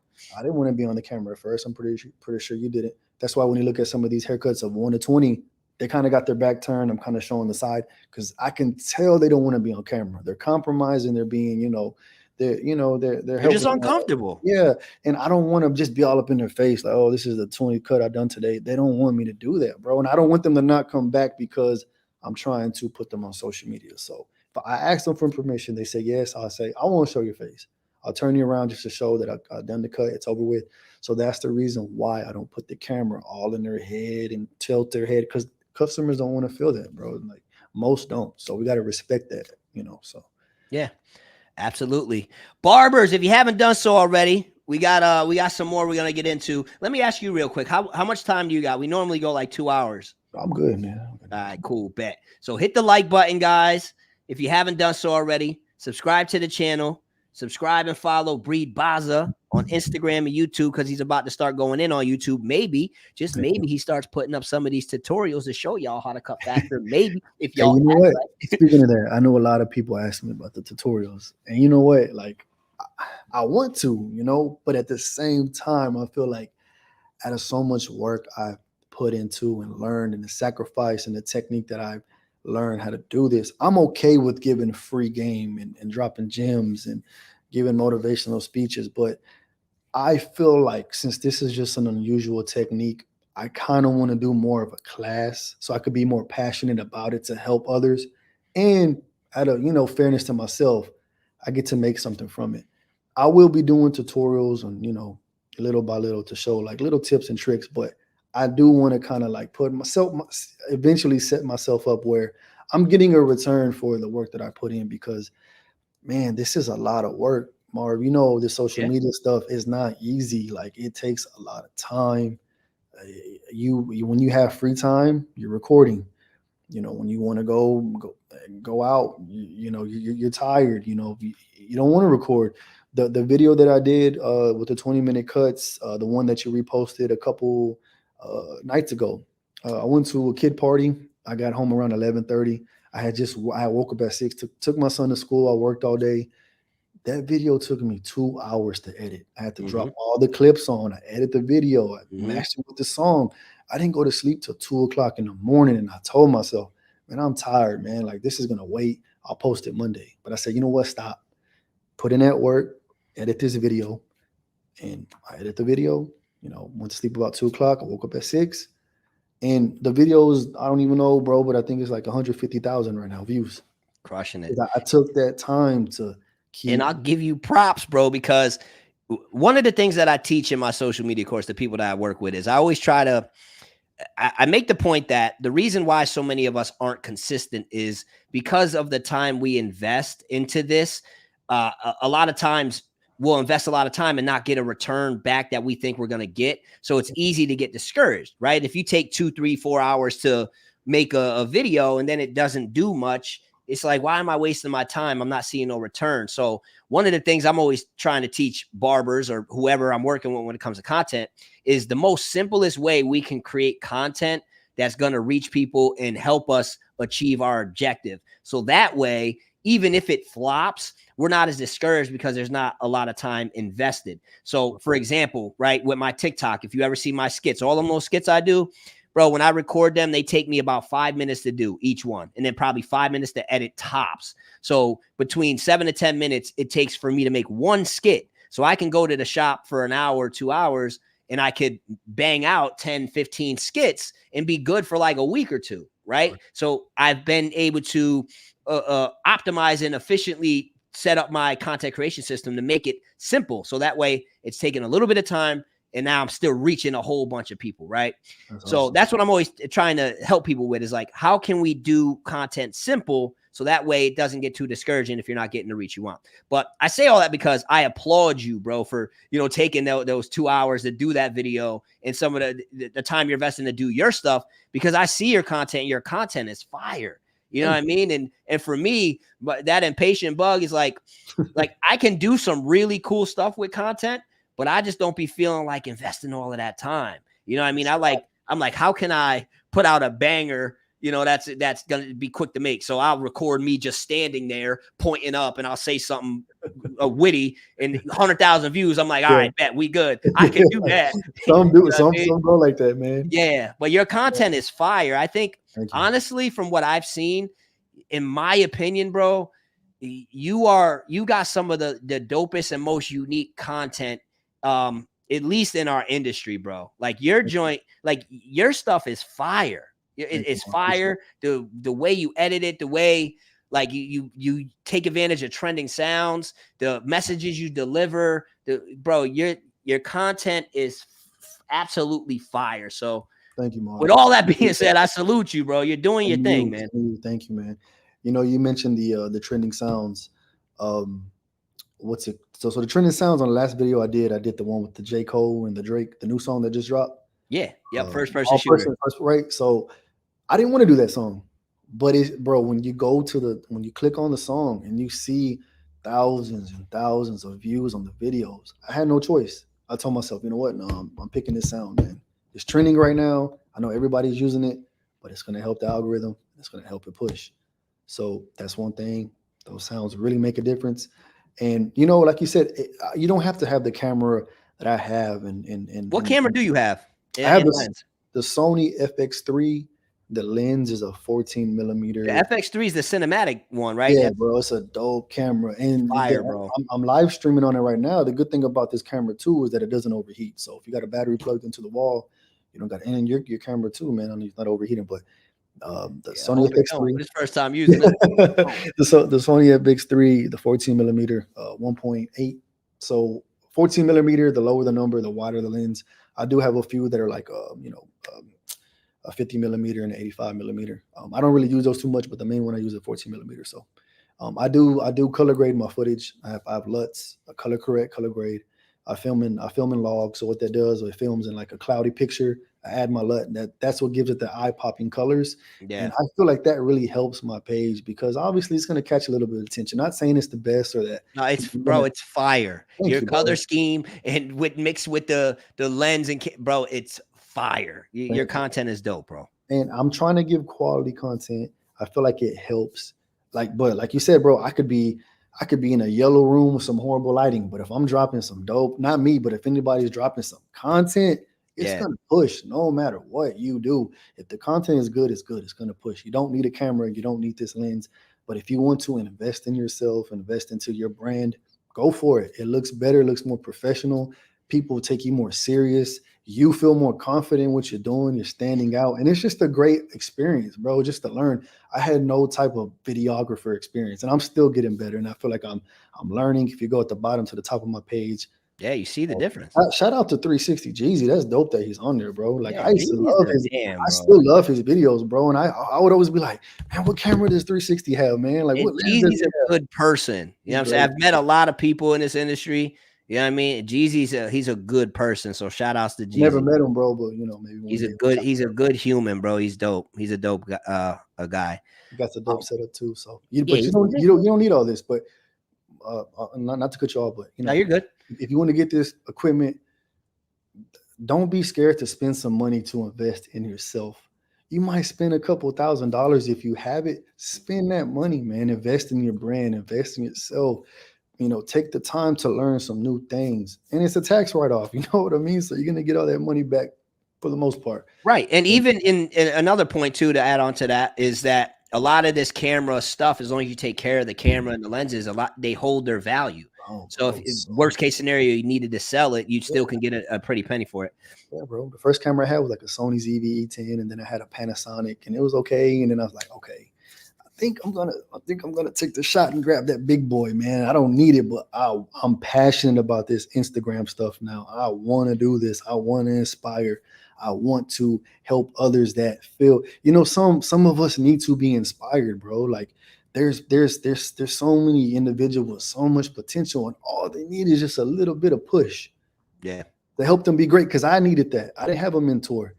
No, bro, no, like, you know, a barbershop owner really helped me with booth rent. Like I had to get it for what it was. And I just want to help individuals, man, that Hmm. want to be helped because there's so many great people online that are willing to learn and want to be great. And I feel like, you know, people like, you know, you, Marv, myself, you know, 360 Jeezy, you know, everybody that I rock with on Instagram, man, like there's so many great people with so much game, and that helps the community so much. And I love and I have a very big passion of and inspiring barbers to, you know, be great, bro. Because Marv, let's be honest, bro. In 2010, what did people say about us? What did you want to be a barber? Oh my God. Barber? Yeah. Like Right. I They would cut laugh their, when you tell them. yeah, I would cut their hair and they'd be like, so what made you want to be a barber? And I'm like, why you say it like that? People people used to look at us funny, bro. Like, they settled. Nah, barbering, it's a $10 haircut. Y'all ain't nothing. Luckily that we've been in the game for so long, we put in the work and we learned the industry and how to, wiggle out of things that, can really discourage us. It's a great opportunity to be a barber today. If you have your license or if you're watching today and you want to get your license, we determine our pockets. Get that license, man. Take this serious. Work on your work ethic. Build your character. Come in. Change yourself. Change your situations. And I guarantee you, man, do that for a year. I guarantee you'll see so much growth. Mm-hmm. I'm not trying to tell you what to do. I'm not trying to, get up all in your personal life. But if you can let the bad people go and the bad crowd and really get motivated and inspired and put yourself around people that you want to be like, it's possible, bro. But you have to start and want it. If you don't want it, it's going to show. If you come in the barbershop and you just, come in, I'm going to leave early. I'm out of here. I'm coming late. You ain't going to grow. You're going to get what you put in. When I first started cutting hair my first couple of years, my first 3-4 years, bro, I wasn't disciplined. I was coming in late. I was coming in at 12 o'clock, leaving early. But what do my pockets look like? Not that good. Maybe sometimes I would blame the shop owner, like, man, it's slow. Bro, I can't expect people to come into the shop when I want to come in the shop. It don't work like that when you first start cutting hair. You have to be there on their time. You have to come in and put in the work and earn your stripes. And when you get booked out and you start learning the game, then you can make your own schedule. Yo, one of the things you said is we determine our own pockets, not the shop owner. The shop is a foundation to grow, but at the end of the day, we determine how much clientele we want. So what are some of the things that you did earlier in your career to build clientele? And if you were just starting out today, what are some of the things that you would do now? Can you elaborate on, what I mean, that whole point that the shop's a foundation, but 100%. it's on you? The first thing that's very important, location. If you don't see yourself living in that location or wanting to grow in that location, there's no point in driving 30 minutes across town when you know you don't want to be there forever. If you want to be a shop owner, location. Because if you get to a good location that has potential, you want to find a great shop with a good location, with a great opportunity, built there for a couple years. And I'm not saying open a shop right next door, but within the area, the owner is going to have to understand that you're going to get your own spot one day, tell them one day. So the first thing is location. You want to get somewhere that you want to grow in. Secondly, you want to take this serious. You want to be the first one in. You want to be the last one out. If you don't have children, take advantage. I got children now. Now I can't really do that as much as I used to, but I used to, come in really early. I didn't have kids. I could stay late. I didn't take long lunches. When I had downtime, I was always trying to get referrals. I was, watching YouTube, trying to get better.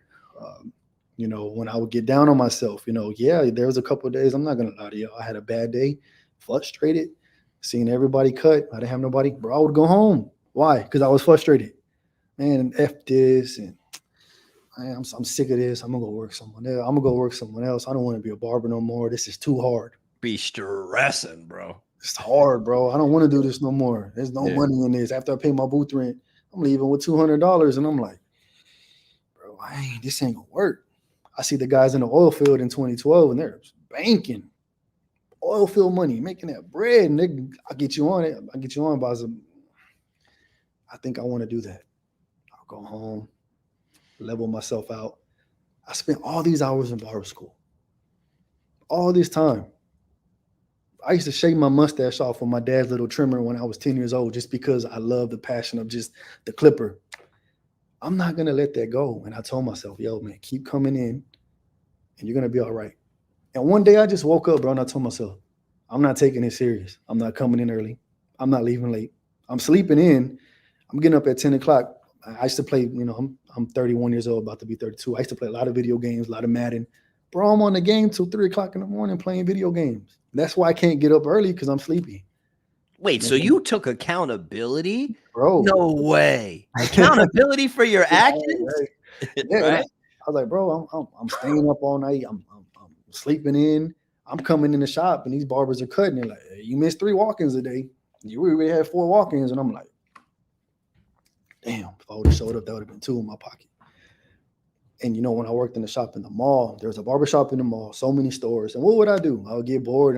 It's slow. I'm going to go walk around the shop. I buy a pizza, buy a shirt. Bro, I done spent $25 and I made $15 the whole day. I'm leaving the shop -10. And I'm like, bro, what am I doing? I come in this shop late. It's Saturday. I'm pulling up at 12 o'clock because I'm a 20-year-old kid but no discipline. Mm-hmm. Expecting everybody to come on my time. Nah, when I get in the shop, there better be 10 walk-ins. If not, it's the shop owner's fault and this shop is slow. And I'm Right. out of here. Nah, bro. If you would have been there early, you would have got that one walk-in. Yes, one or two. After up a week, after up a month, after up a couple of years, how much doors you open from one customer coming back. That's a referral. They're gonna bring their brother, they're gonna bring their son. You never know, that could be a long-term customer. One person. But it's all up to you. How bad do you want it? And Marv, when I turned that around, bro, and I started coming in early, taking myself serious, handling myself like a professional, you don't, and it's another topic. You don't have to wear all these fly clothes, bro. I wear a black shirt and black pants every day. Black shirt, Simple, bang. We out here, simple, bro. We bro. deep. It's easy and it looks very professional. When you pass by visible changes, what are they wearing? All black. Because it just looks subtle, it looks simple, it looks professional.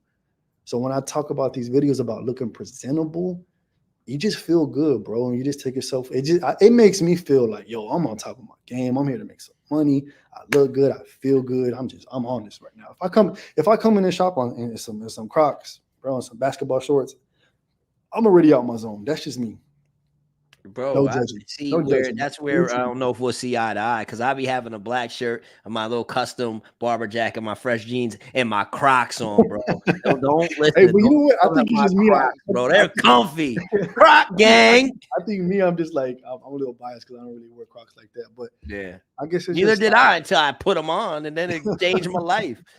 Wear them okay, everywhere. but like, what do you think about basketball shorts? Yeah, even that is if it's a day off and I'm like running in to do a cut or Yeah. something like that, I do it. But for the most part, if I'm in there, I'm not usually wearing like basketball shorts.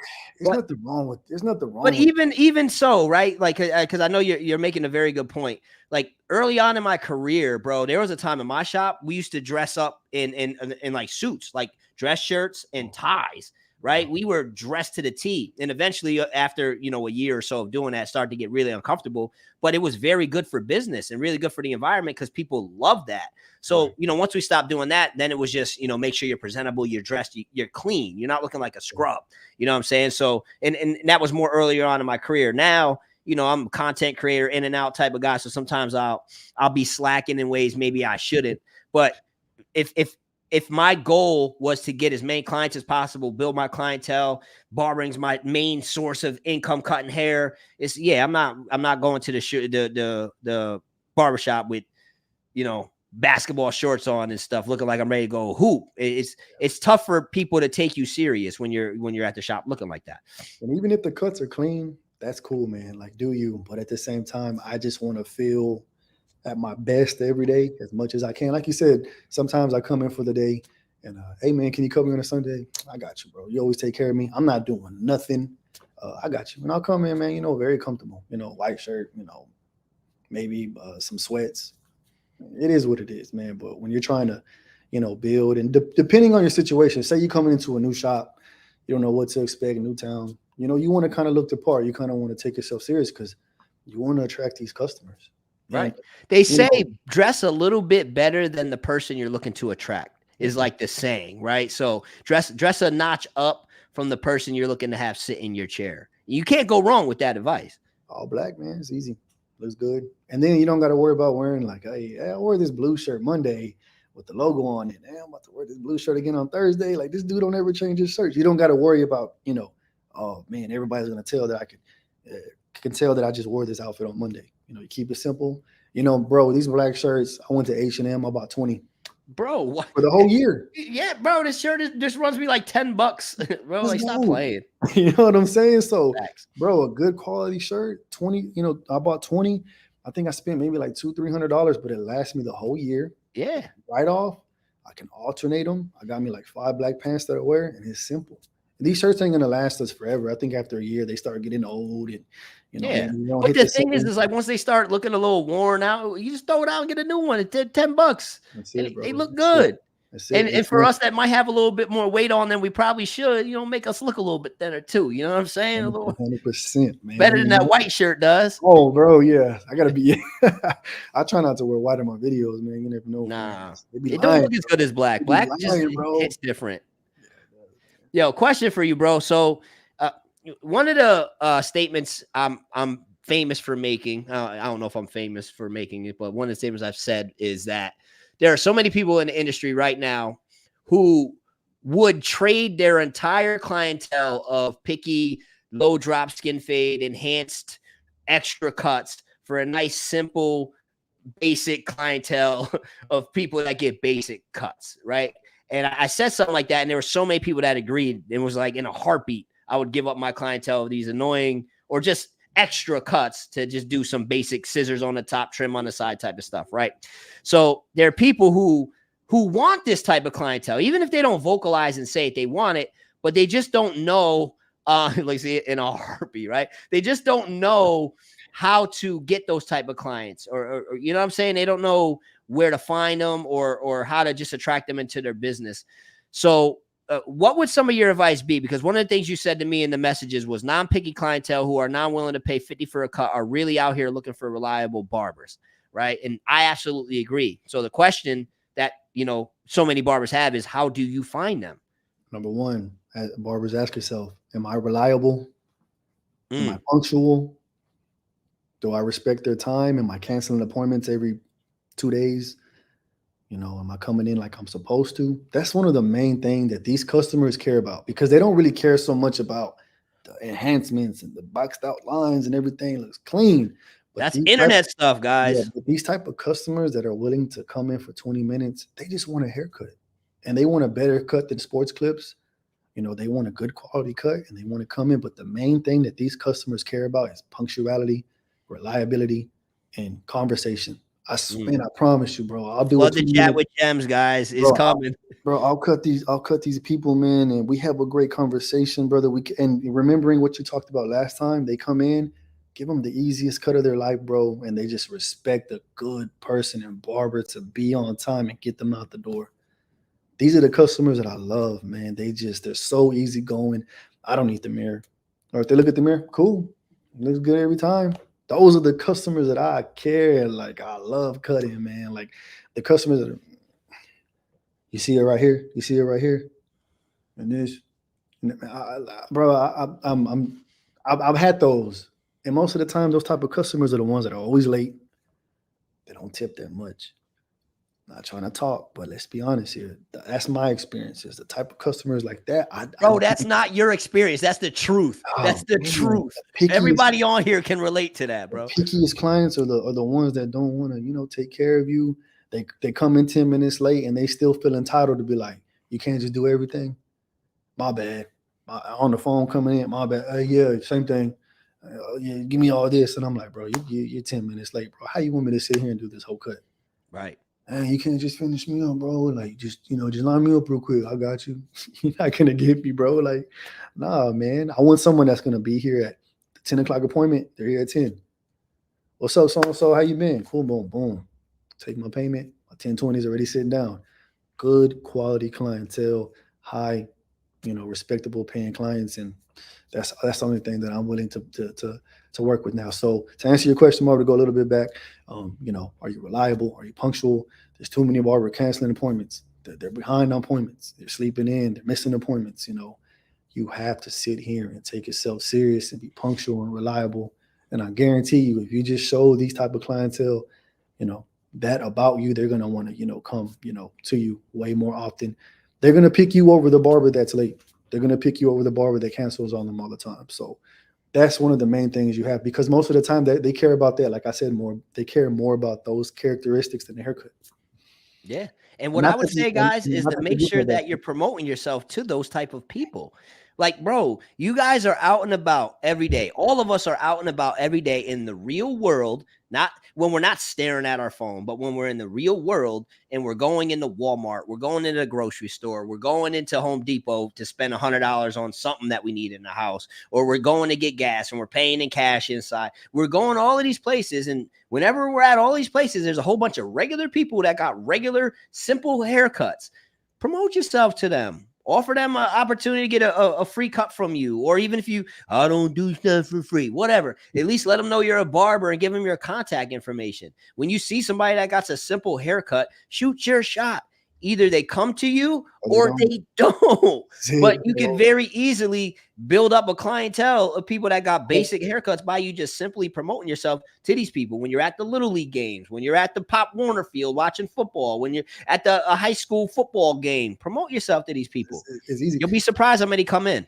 Everybody in the chat, Marv, I know y'all seen the little meme where the guy's like, he's in the tunnel and he's cutting and he's so close to all those diamonds. Yep. But he gives up and he walks away and he's like a couple more hooks away. Like you never know who you're gonna reel into your chair. Yeah. You might look at somebody and think like, oh, they won't pay my price.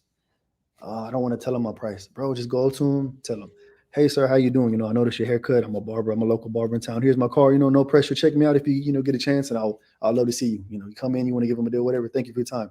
Make it quick. Simple. Be confident. Make it quick, but be confident. If they come, if they're interested, they're gonna come. If they're not interested, they're not. And so what if they don't come? So what?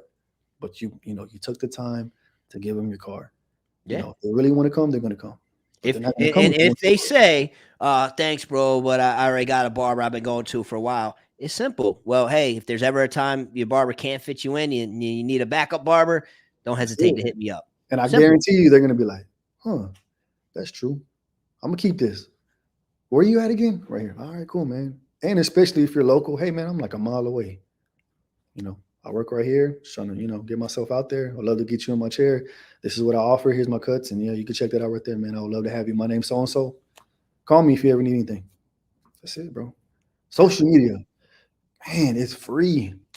Yeah. It's free, man. While you're sitting when you're slow and you're just scrolling on Instagram, man, post something, man. Be creative. I feel like every person in the chat, everybody in the world is creative, but we're scared to show it. Post something, man. Like, hey, there's topics that I talked about, Marv, on Instagram that already been talked about. And maybe most of the time I talk about these situations and topics that maybe a barber's already talked about and I haven't seen the video. Well, Barber Juma, good guy. Like I said, he talked about a video and it inspired me to talk about a video and it took off. It's not that you're copying somebody, but I feel like we all agree to the same topic, but have our own way of saying it, our own way of doing it. Mm-hmm. If you see some content that inspires you, do it similar. No one's going to hate on you, man. No one is, it's not like you're trying to jock, their style or anything, but you have to try things, put yourself out there, post a story, it's just, you can't just be sitting there all day. This is a time in life where social media is king. It's not like back in the day where you're mailing the flyers and you're handing out business cards. Like, it's not like that no more. No one cares. Like, I post on this little TikTok app that I really don't do too much on, and it's bringing me 5 to 7 new customers a week, bro, from TikTok. I'm just posting these videos on TikTok, bro, putting the hashtags and putting in my location. And I know a new customer. How'd you find me, man? Oh, TikTok. Oh, damn. I don't even got to do nothing but just post the video. Yeah, I put in the work before, to make the video, but that's why, too, the other night when, I went to bed at 2 in the morning, woke up at 6, I didn't want to edit that video, bro, but I'm like, man, TikTok's been bringing me clients. It's been working. There's no time to slow down, bro. Like, let's go hard. I'm going to post this video because it's working. I don't want to get complacent. I know how it feels to be complacent. So with that being said, use social media to your advantage. Yeah. And here's what I'll say about social media. A few things. Number one, the problem you'll run into with social media it's a good thing and it's a bad thing, but typically you're going to attract what you post, right? So if you're only posting these difficult haircuts, there's going to be a good chance that if you are attracting clientele from social media, it's going to be these people that want these difficult haircuts. So you're going to want to diversify your content up. If you're posting your work, you want people to be able to see themselves in your content, right? So if somebody who's getting just a basic, simple haircut is only seeing you do this extreme highlight reel stuff, they're going to scroll by you because they don't see nobody on your page that looks like them, right? So for you guys that want to post some of your work, stop being so attached to the likes and so worried about impressing other barbers that you put yourself in this box to where you only post a certain style of haircut because that will be the only type of haircut that you attract. That's for one.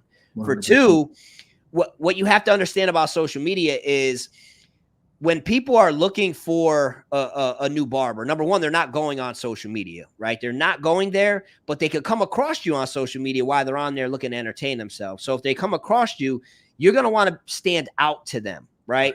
And the way you stand out to an everyday customer, an everyday person, is not necessarily by just your haircuts, bro. Like, people don't really care about hair the way that you and I do. They're not thinking about it like we are. They're not obsessed with it. They don't want to sit there and look at a page full of it all day, right? But what will stop a regular person in their tracks is, here's 5 ways that you can use pomade to style your hair if you want to achieve this hairstyle, right? Here's an easy way for you to maintain your beard in between visits to your barber, right? Here's a hairstyle. Here's 3 different hairstyles you could get if you have this head shape.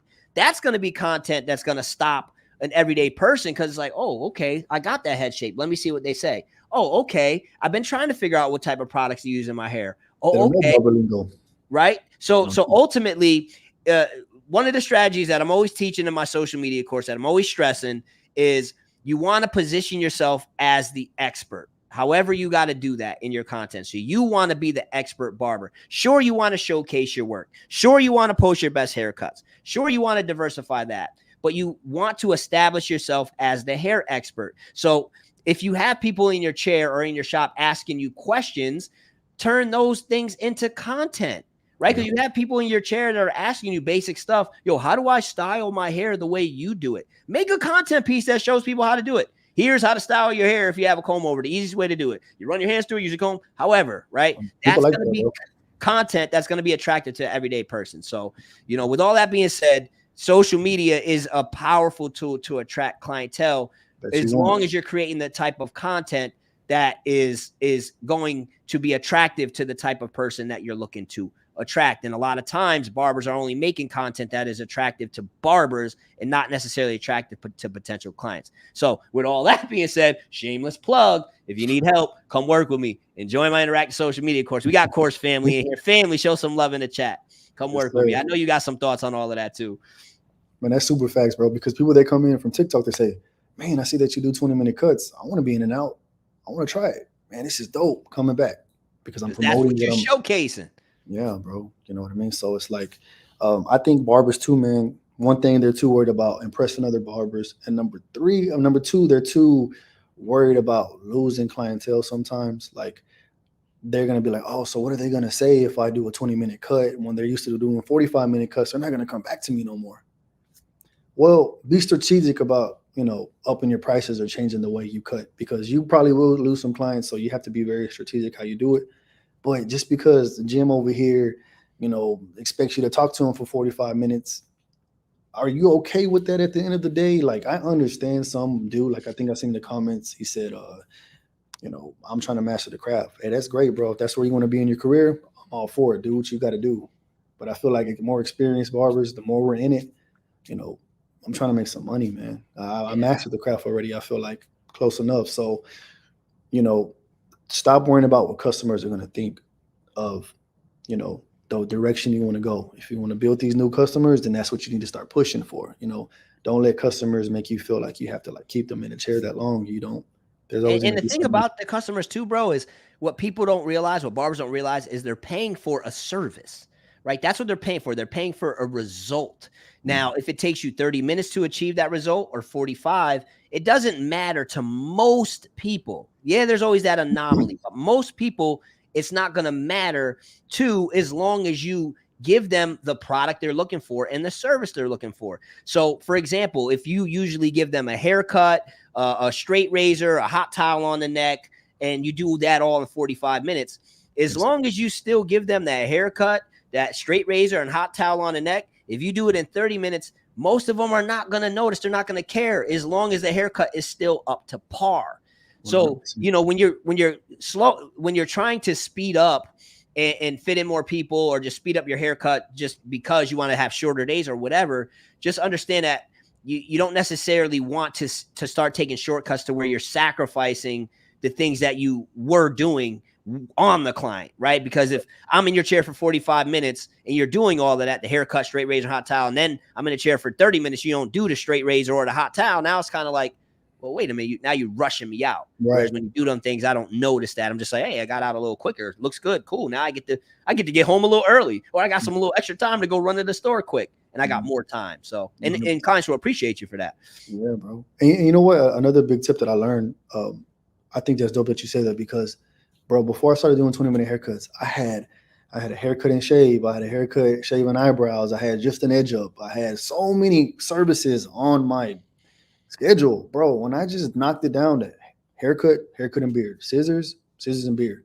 No edge ups. I don't do edge ups no more. It's just why am I gonna do a $15 edge up, $20 edge up when I have a $50 customer wanting to come into the, to get that spot? I mean, I'm not trying to come off as like greedy, but We do this to get paid, bro. Business, man. Period. I'm not here to play around. I'm here to, live the life that I want, that I deserve, that I put in work for. So when I stop doing the edge ups and all this extra stuff, people like simple services.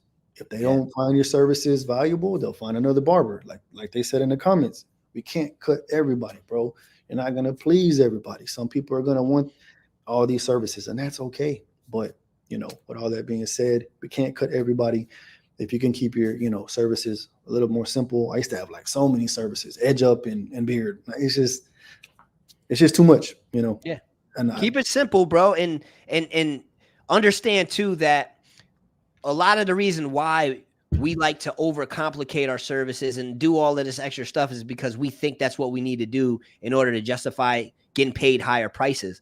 And that's not necessarily the case. I remember thinking that earlier on in my career that I had to do all this extra stuff and take all longer because if I'm going to do that, then it's going to be quality over quantity and they're going to want to pay more and all of that, until I met the dude that was like, yo, Marv, can you get me in? And I'm like, no, I don't got time. And he's like, well, you got any wiggle room at all? I give you $100. Now all of a sudden I found 15, 20 minutes, get him in and out. He gives me $100 for 15 to 20 minutes for a haircut. Now I'm like, wait a minute, I don't got to do all of this extra crazy stuff.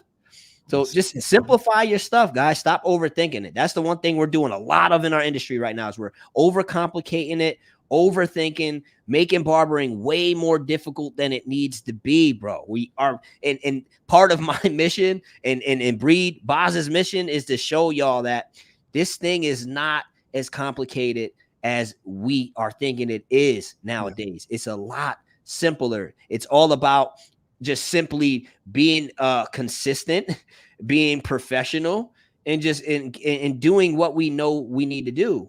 And the results will come. That's something you said to me in the DM. You said master patience and consistency and watch the blessings grow.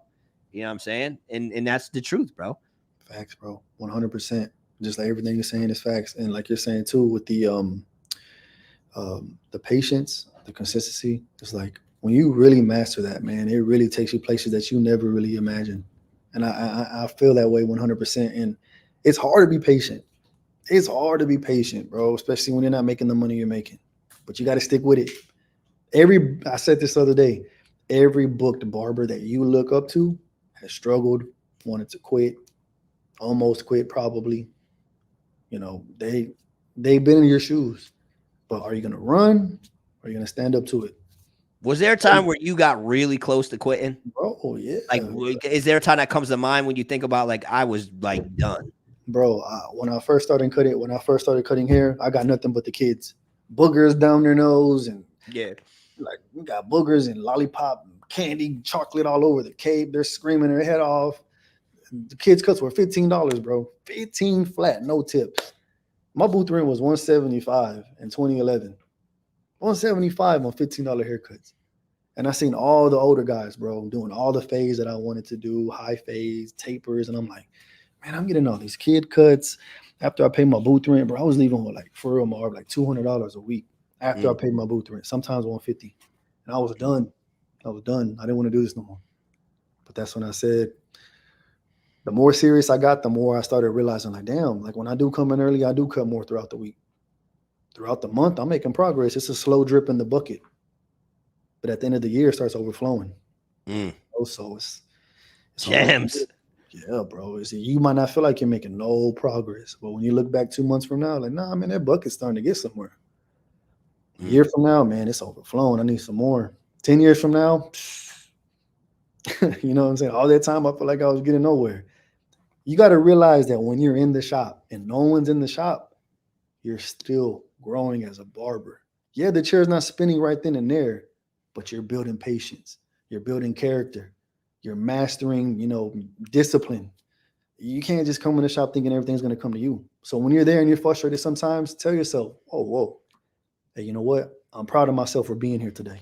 I could be anywhere else right now, playing a game, hooping, sleeping, but I'm here. I'm here. And doing this today is going to get me where I want to be. And it might not be today, it might not be tomorrow, because no one's an overnight success. Let's be real. Maybe lottery winners, right? But think about anybody you look up to right now. No one's an overnight success. It took years for people to win them championships, to be the great player they are, to be the billionaires they are, the millionaires they are. They didn't get that overnight. So as a barber, who do you want to be? Keep coming in. Keep showing up. Keep putting in your reps. You keep showing up, you're going to keep getting blessings. So I love that. So here's what I want to do. Barbers, first and foremost, if you haven't done so already, smash the like button because, listen, there's been a lot of gems dropped tonight. A lot. So hit that like button if you got value out of this thus far. Subscribe to the channel. Make sure you do that if you're loving these conversations. I'm doing my best to have at least one of these a week at the moment. So subscribe to the channel. Make sure you subscribe to Bree Baza's YouTube as well because he's going to start focusing on growing that. And follow him on Instagram. And what I want to do real quick, because I want to do this for you got another 20 minutes, bro? Yeah, bro.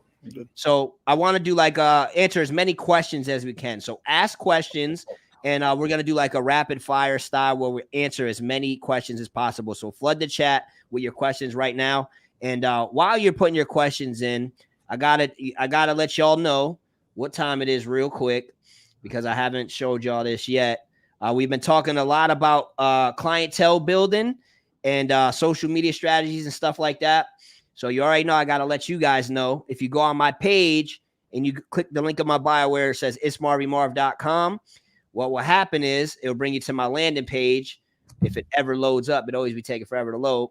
But when you land here, there's a couple options. There's a whole bunch of stuff. You can listen to the podcast and all the stuff I got. But the two main things I want to point out are, number one, if you go into the barber store, I got a whole bunch of hoodies, t-shirts, hats, crop tops, right? And all of this stuff is designed to be conversation starters for you and turn you into a walking billboard, right? To help attract clientele. So that way you can grow your clientele and start making more money. So make sure you check out some of that.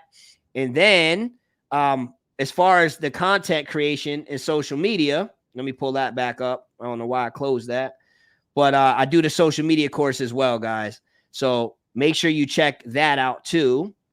You can enroll in that. All you do is click enroll in my Interact social media course to take you to this page. You can watch the video if you want to see what it's about. You can read about what it's about. You can preview one of the videos in the curriculum. It's a whole big curriculum. You get access to all of this, unlimited access 24/7 from anywhere in the world on a phone, tablet, computer, all of that fun stuff. And I also got a private page you get access to too. All right. So if you do decide to sign up for this course tonight, just DM me afterwards and say you signed up, and I'll make sure I hook you up with something special for signing up tonight. So with all of that being said, barbers, let's look at some of these questions. Let's definitely getting me some merch, man. I'm gonna show some love tonight. Yeah, hell yeah, bro. Yes, sir. Hell yeah. And we got to work more together on a social media tip too, bro, because with what you're working and building towards, there's just a few insights I could give you that it'll blow your mind, bro. And especially with the quality of content and the quality of the quality in your content, like the quality of it and quality in it. When I see what you're doing right now, I'm like, yo, bro's got to really lock in on YouTube because, bro, I promise you remind me a lot of when I seen Marty Blends first get on YouTube. Marty Blends was at like 1,000 subscribers, but I could just tell by the way he was doing it that bro is about to blow up. And now he's at like 400,000 on YouTube, making a good bag off of YouTube. And when I see you, I see that same thing. So YouTube's definitely going to want to be a focus for you. And even aside from that, I'm sure there's some things we could talk about where you're like, okay, I didn't really know that. And I can help you out. So we got to link more for sure. I appreciate that, brother. I'm not too really familiar with YouTube. Like, bro, just to get on this live, I was like, man, yeah, I'm gonna be late, man. Everybody's gonna be mad at me. I'm professional. I didn't know what I was doing on YouTube. I need to learn it. So, bro, I'm telling you, it's the one where when we're talking about like really growing as a content creator and monetizing in a whole bunch of different ways, bro, YouTube is different. And it's one of those things where I'm like, I'm a little late to the party, but it's a wrap. You know what I'm saying? So where are the Congratulations questions? on everything you accomplished so far, bro. Thank Proud of you. you, Thank man. you. I appreciate you. So I don't really okay. So here's this one says, what are some good habits to have in order to speed up cuts? And for these answers, if you can, try to answer them relatively quick so we can get through as many as we can. What are some good habits? Definitely. What are some good habits? The technique that I showed you about the 3 guidelines. Some good habits are to stay composed, try not to overthink it, and I don't use shaving cream too much. Try not to use so much shaving cream, and the main thing is keeping good composure and keeping your tools ready. Um, I think that's the best way I can explain that one, bro. Yeah, I love that. And On and time. make it a goal to speed up. Yeah. Start paying attention to the Challenge clock. yourself. Challenge yourself. Yeah, yeah. Pay attention to the clock because a lot of barbers don't. We just be wrapped up in the conversation. We be wrapped up in the haircut. We don't look up at the clock. So, just think about what I always tell people is whatever time is taking you right now, try to knock 2 minutes off per week. Yeah. Right. So if you're taking an hour, try to do this week, get them done at 58. Next week, try to get it done at 55. Next week, try to get it done at 53. And before you know it, you'll be down to 45 minutes. Now you're down to 30 and you get to wherever you get to. You know what I mean? But make it an intentional goal and pay attention to it. Like Tito said, your IG don't pay, YouTube does. I try to tell them, bro. I'm learning a little late too, but we gotta get Bree Baza going hard on YouTube. Yeah, YouTube, yeah, man. There was another question I seen. Where was it? Oh yeah, this one. I was curious of this too. Why did you decide to move to a suite? Oh man, I love being in the shop. I think it's great. I feel like when I first opened the shop, I spoke to so many customers. I was, how you doing, sir? Walking in, you have an appointment. And, as time went by, I started realizing like, okay, I think it's time for the barbers to start learning how to communicate more with the customers, start getting more comfortable with that. And I've always been a very private person. To myself, I enjoy being just one-on-one with my customer. I know a lot of barbers like, the camaraderie and like all the, gossiping back and forth with the shop. I do too. Don't get me wrong. I love everybody in the that. shop. The roasting and all of that. I love that. I'd go crazy in the suite, bro. I'd go nuts. And it's fun, bro. Don't get me wrong, but I really just wanted that one-on-one experience and privacy. When I don't have nobody, bro, I'm on the couch, bro. I might take a little nap sometimes. I might watch some TV. I feel like I can get away, and I just wanted that, experience to, slow things down. And another big reason before we cut this one off, when I started making content and I seen it shooting off, I was like, okay, I want a little work studio or workspace where I can really get creative, set up my camera, no one's around, no one's watching me. Because sometimes when I do content in the shop, the barbers can be distracting and stuff. Yeah, I got to wait for them to finish cutting, and there's nothing wrong with that. But when I'm in a suite, I come in anytime I want. No one's here. Turn on the lights, and I get going. So it kind of like gives me that peace of mind and privacy and creativity that I needed for. Yeah, I love that too, because that's why when I'm doing my skits and stuff, I always do those on the when the shop's closed. I go in on a day off when nobody's there, so I don't get distracted. I can just focus on creating my content. So that is a benefit. And I'm not really nervous on camera like I was when I first started. But it's kind of weird when you're trying to record in a shop and customers in there because they don't want to be on camera, and you can tell they're watching like, oh, am I going to be in the shot? And you don't want to make them feel uncomfortable. So yeah. I love it. Can you explain your beard technique? Got to take 30 to 45 minutes for a skin fade texture top and full legit beard sculpt. How do you save time? So this is one of the barbers that he works with me. He's a lifelong friend, and we're working to build up his TikTok right now. We're calling him the Beard King because his beard sculpting is phenomenal, bro. So he's just curious to know, where would you save time if you were sculpting a beard? Not everybody does that. So I use spritz on the beard, man, whenever it comes down to like trying to get that shape. When you spray any type of like spritz or hairspray, because sometimes the guys come in with really oily beards. And what does that do? It doesn't shape the same. Clippers don't really hit as much. So I try to, even down here, man, or even on top, I'll spray a little bit of hairspray or spritz, and it kind of gives me time to lock in that dryness. While I'm doing the fade, their spritz already sitting down. So if they have a long beard like your man here, it's already, pretty like set.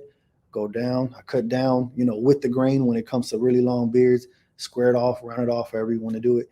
When it comes to something like a little bit thinner like mine, man, I try not to go against the grain on beards because we all know going against is going to take a lot of the darkness out. So a big thing that I like to do is always go, with the grain at number 1 and number 2.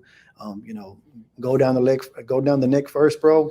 Lightly trim the hairs right here, not to make a really sharp line with my edges, and I'll just clean up with the razor, man. And we all know when we're done with the razor on the edge up on the neck, we always got to kind of comb it down, go back and tap the little hairs that are hanging over. So, I mean, like the beards, I just always want to get them as crispy as I can. But I do most of my work with the razor. So, while you're cutting the hair, if they have a thick mustache, put some shaving cream on there. I don't use it too much, but I do use like the light shaving cream, the see-through one, and I'll put it on there, let it get soft. So by the time I'm done with the haircut, the razor's already ready. I don't got to sit there and wait a couple minutes and have them flinching while it's poking and pulling hair. So you want to make sure that you kind of like how you say prep the beard before you even get to it, because all beards come in different textures. So while you're cutting the hair, already have the beard prep. So that helps a lot, because when you're done with the haircut and you're combing through and it's oily and you're trying to get that straight line, the clippers ain't really hitting. There's oil all in there. It's just it takes too much time. You're wasting time. So try to prep the beard before you start. I love it. Question.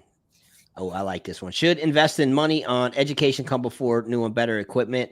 I would say absolutely, right? Because if I can give you the best clipper, if you don't know how to use it, it ain't gonna matter. If I can give you the best clipper on the market, I could give Bree Baza a Walmart clipper. He's gonna put out a better haircut than you if you don't know how to use the clipper.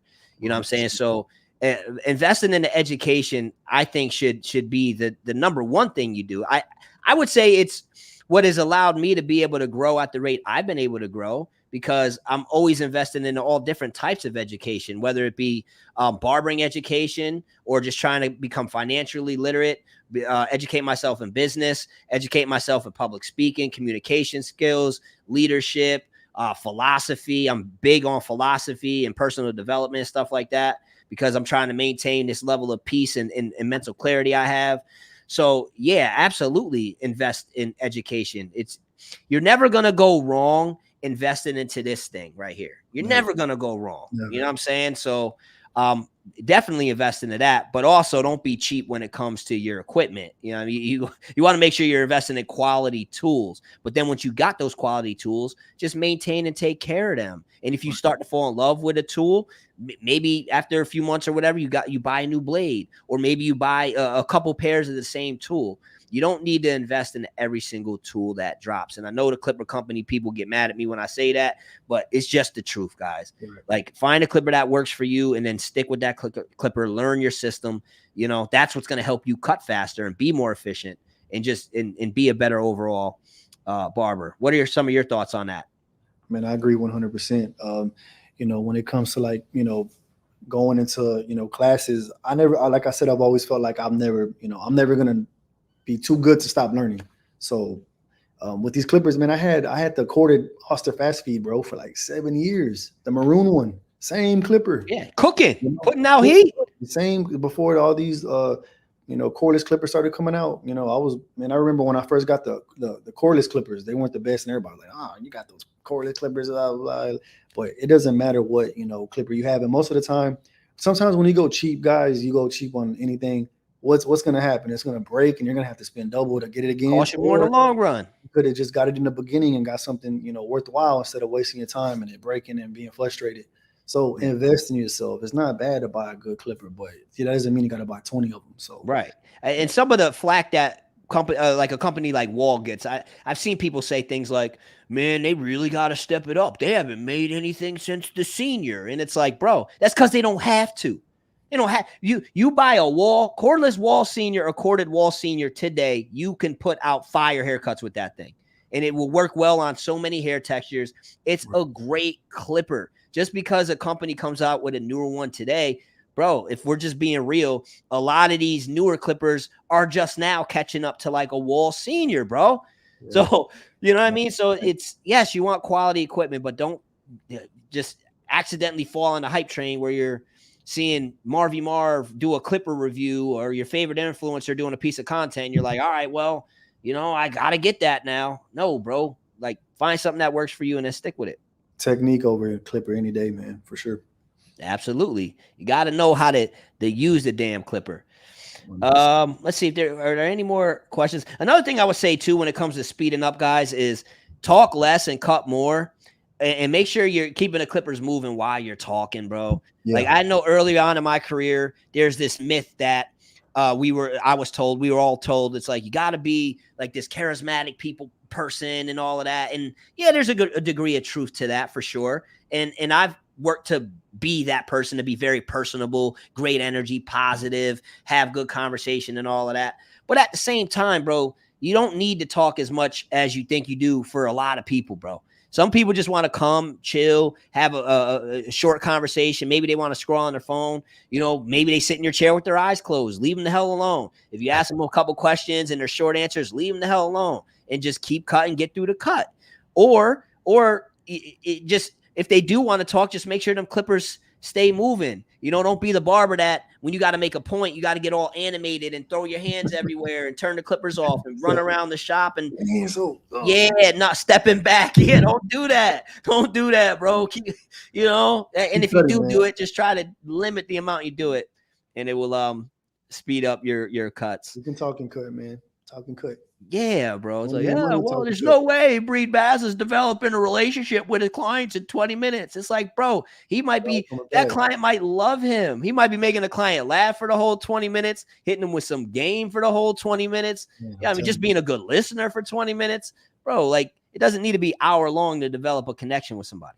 And especially whenever you have the same goals, man, bro, them clients become long-term customers because you talk game and you influence each other. And it's more than just a haircut. I'm telling you, man. You get somebody in a chair that thinks just like you or you're similar, man, they're going to come back. 100%. Absolutely. Barbers. So here's what I'm going to say. If you guys enjoyed this conversation, I need you to do a couple things. If you've got a lot of game out of this conversation up until this point, please do a couple things. Number one, flood the chat with some gems. Let us know that you got a lot of value out of this. Let Breed Baza know that you really enjoyed the knowledge and insight that he shared today, because I know he's just like me, to where he's his own worst critic, and he's wondering, like, you know, did I come on here and deliver? Reassure him that he did, because we all know he did. So flood the chat with some gems, number one, so he can see them all come in.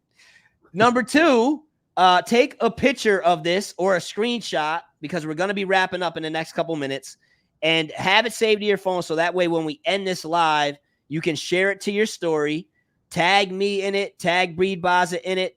So that way we can show you guys some love, right? Maybe share some of your thoughts to let people know that this was yet another gem talk.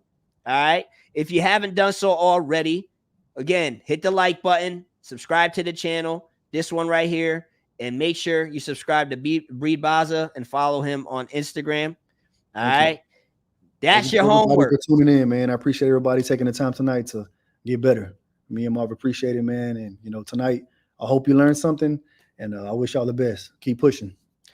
I need to ask you one last question. I need you to hit him with one last thing a game before we go. And again, guys, make sure you check out the stuff in my store. I told you about. Bree said he gonna cop some merch, so that's pretty dope. I might have to hook him up with some stuff. And check out the social media course, guys. Come work with the family. Again, if you sign up tonight, just let me know, because I'm gonna hook you up for signing up tonight as an incentive for tuning in. You said I really agree to. What's up, bro? When you were talking about the course, there's a lot of key things that you said. I was like, man. Bro, listen, we're gonna connect more. Whether or not you come in, I think you should join the family too. But whether or not you do, we're gonna work more, because there's just some things I feel like you need to know as a content creator. But so the question I want to ask you is, this is Gem Talk. So what is one gem that you've learned that has completely transformed the way that you've approached your life and your career and changed it for the better? Yes, this is one that makes you think a little bit. Man, let me see. I think one thing that really changed. Say the question one more time. It was pretty deep. Like, yeah. Oh, yeah. I gotta shake you up a little bit. I'm not trying to give you some dry answer. I'm trying to get into this. So. Yeah. So it's what is one gem you've learned that has transformed the way you approach life, that you look at life and change your career for the better, change your life for the better? What's like a way of thinking, or an insight, or a quote, or a principle, or a value that you stand on? Something that you feel like has just made your life better overall. A gem you could have for people. I think one thing that really made me really inspired and really changed my way of thinking. Man, it might sound silly, but when I really took this serious and I started feeling a peace of mind and happiness, and a sense of like not a feeling like kind of like a feeling like I made it. I did this. I got through it. And that really inspired me to make me feel like, yo, if I could be a 20-year-old kid to want to stop cutting hair and have humbly speaking, a beautiful shop, a suite, have so many good things in life, I can get through anything. Mm. So that made me feel like, bro, barbering has inspired me and changed my life so much that now anything coming my way, I feel like I can defeat it all and do it all with confidence, with no arrogance, confidence, being humble, and believing in myself and my abilities. And the mind is strong. And just being a barber taught me that. So Yeah, so basically what you're saying is the fact that you were able to overcome so many of these obstacles and these when I wanted challenges to quit, and come out on the other side and be successful, even though you had some dark days and you had some days where you felt like giving up, and you fought through that, and you 100%. you broke through that door, and now you got Yeah, on the other side where you have achieved some success because you've been able to do that. Now you've developed that belief that anything you put your mind to, anything that you really want to go after, that you want to obtain, no matter how hard it gets, you can have it because you've already proven that you could do that. 100%. I used to go to sleep at night worried, stressed out. That'll never happen. That's never going to happen for me. My chances are done. But I kept working and kept pushing, and I got more than that. And that, to me, is one of the most precious things in life, to know that, hey, you get what you want. Mm-hmm. Want it that bad, you can have it, but you got to want it that bad. Mm-hmm. You don't want it that bad, then to leave it alone. And what I would say to piggyback off of that, guys, is this, because I agree 100,000,000%. Right? Like I've gotten to the point where I'm delusional enough to believe I can do anything that I want to do. Right? And that's where I want y'all to get, because it can be delusion, but it's also truth. Like if you just step back for a minute, right, guys, and you examine your life, like you really examine your life, and you think about the things, no matter what it is, that you've really wanted, and you put in the work to obtain, there's a good chance that you've gotten them. You've got it because you really wanted it, right? Like examine your life, go as far back as you can, no matter what it is. Maybe it was the girl you wanted to have a conversation with. Maybe you wanted to kiss her and you eventually did. Or, maybe it was a job you applied for and you didn't think you were going to get it, but then you got it. And so many, barbering, like so many challenges you faced in barbering that you've overcome, and now you're seeing success, right? So when you examine your life, you have enough results and enough credibility to be able to say, like, yo, anything that I really put my mind to, I can have, right? And just adopt that thinking and that belief and take that with you, because, bro, it's true. It's one thing saying you want something. It's another thing actually going after the thing that you want and And putting when in you the work get it, and when and you get it staying the right consistent. way, when you get it the right way and consistent, it feels so much better. Facts, Yeah. Mark. I didn't mean to cut you off, bro, but No, I mean, it's not, you're not even cutting me off. We tapped into the same frequency. You know what I'm saying? And like Juan saying, I love both of you mentioned feeling like quitting. I feel like quitting at the moment, but this Gem Talk took those thoughts out. Thank both of y'all. And that's, cool, brother. Keep it bro, up, man. that's what it's about.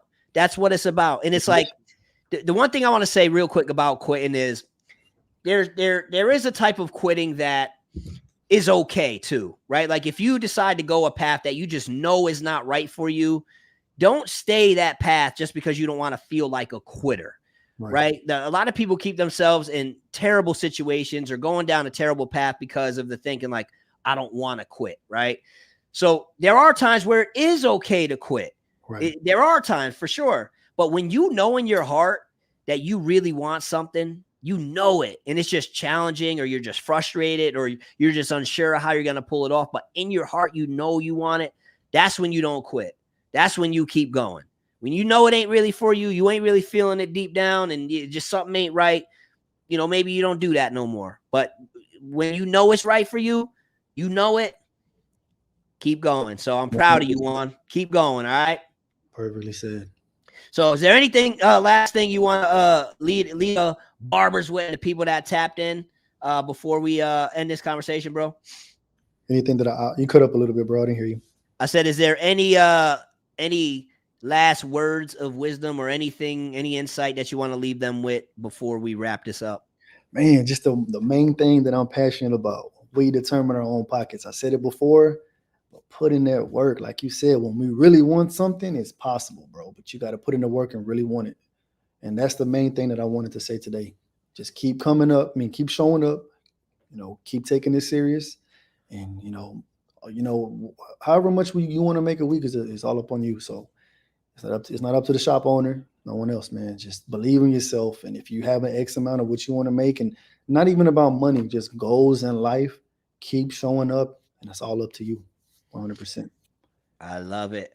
Barber. So I just want to say thank you again, homie, for taking 2 hours and 20 minutes to kick it with me and kick it with the barbers. We appreciate you. You came through with the heat. You came through with the gems.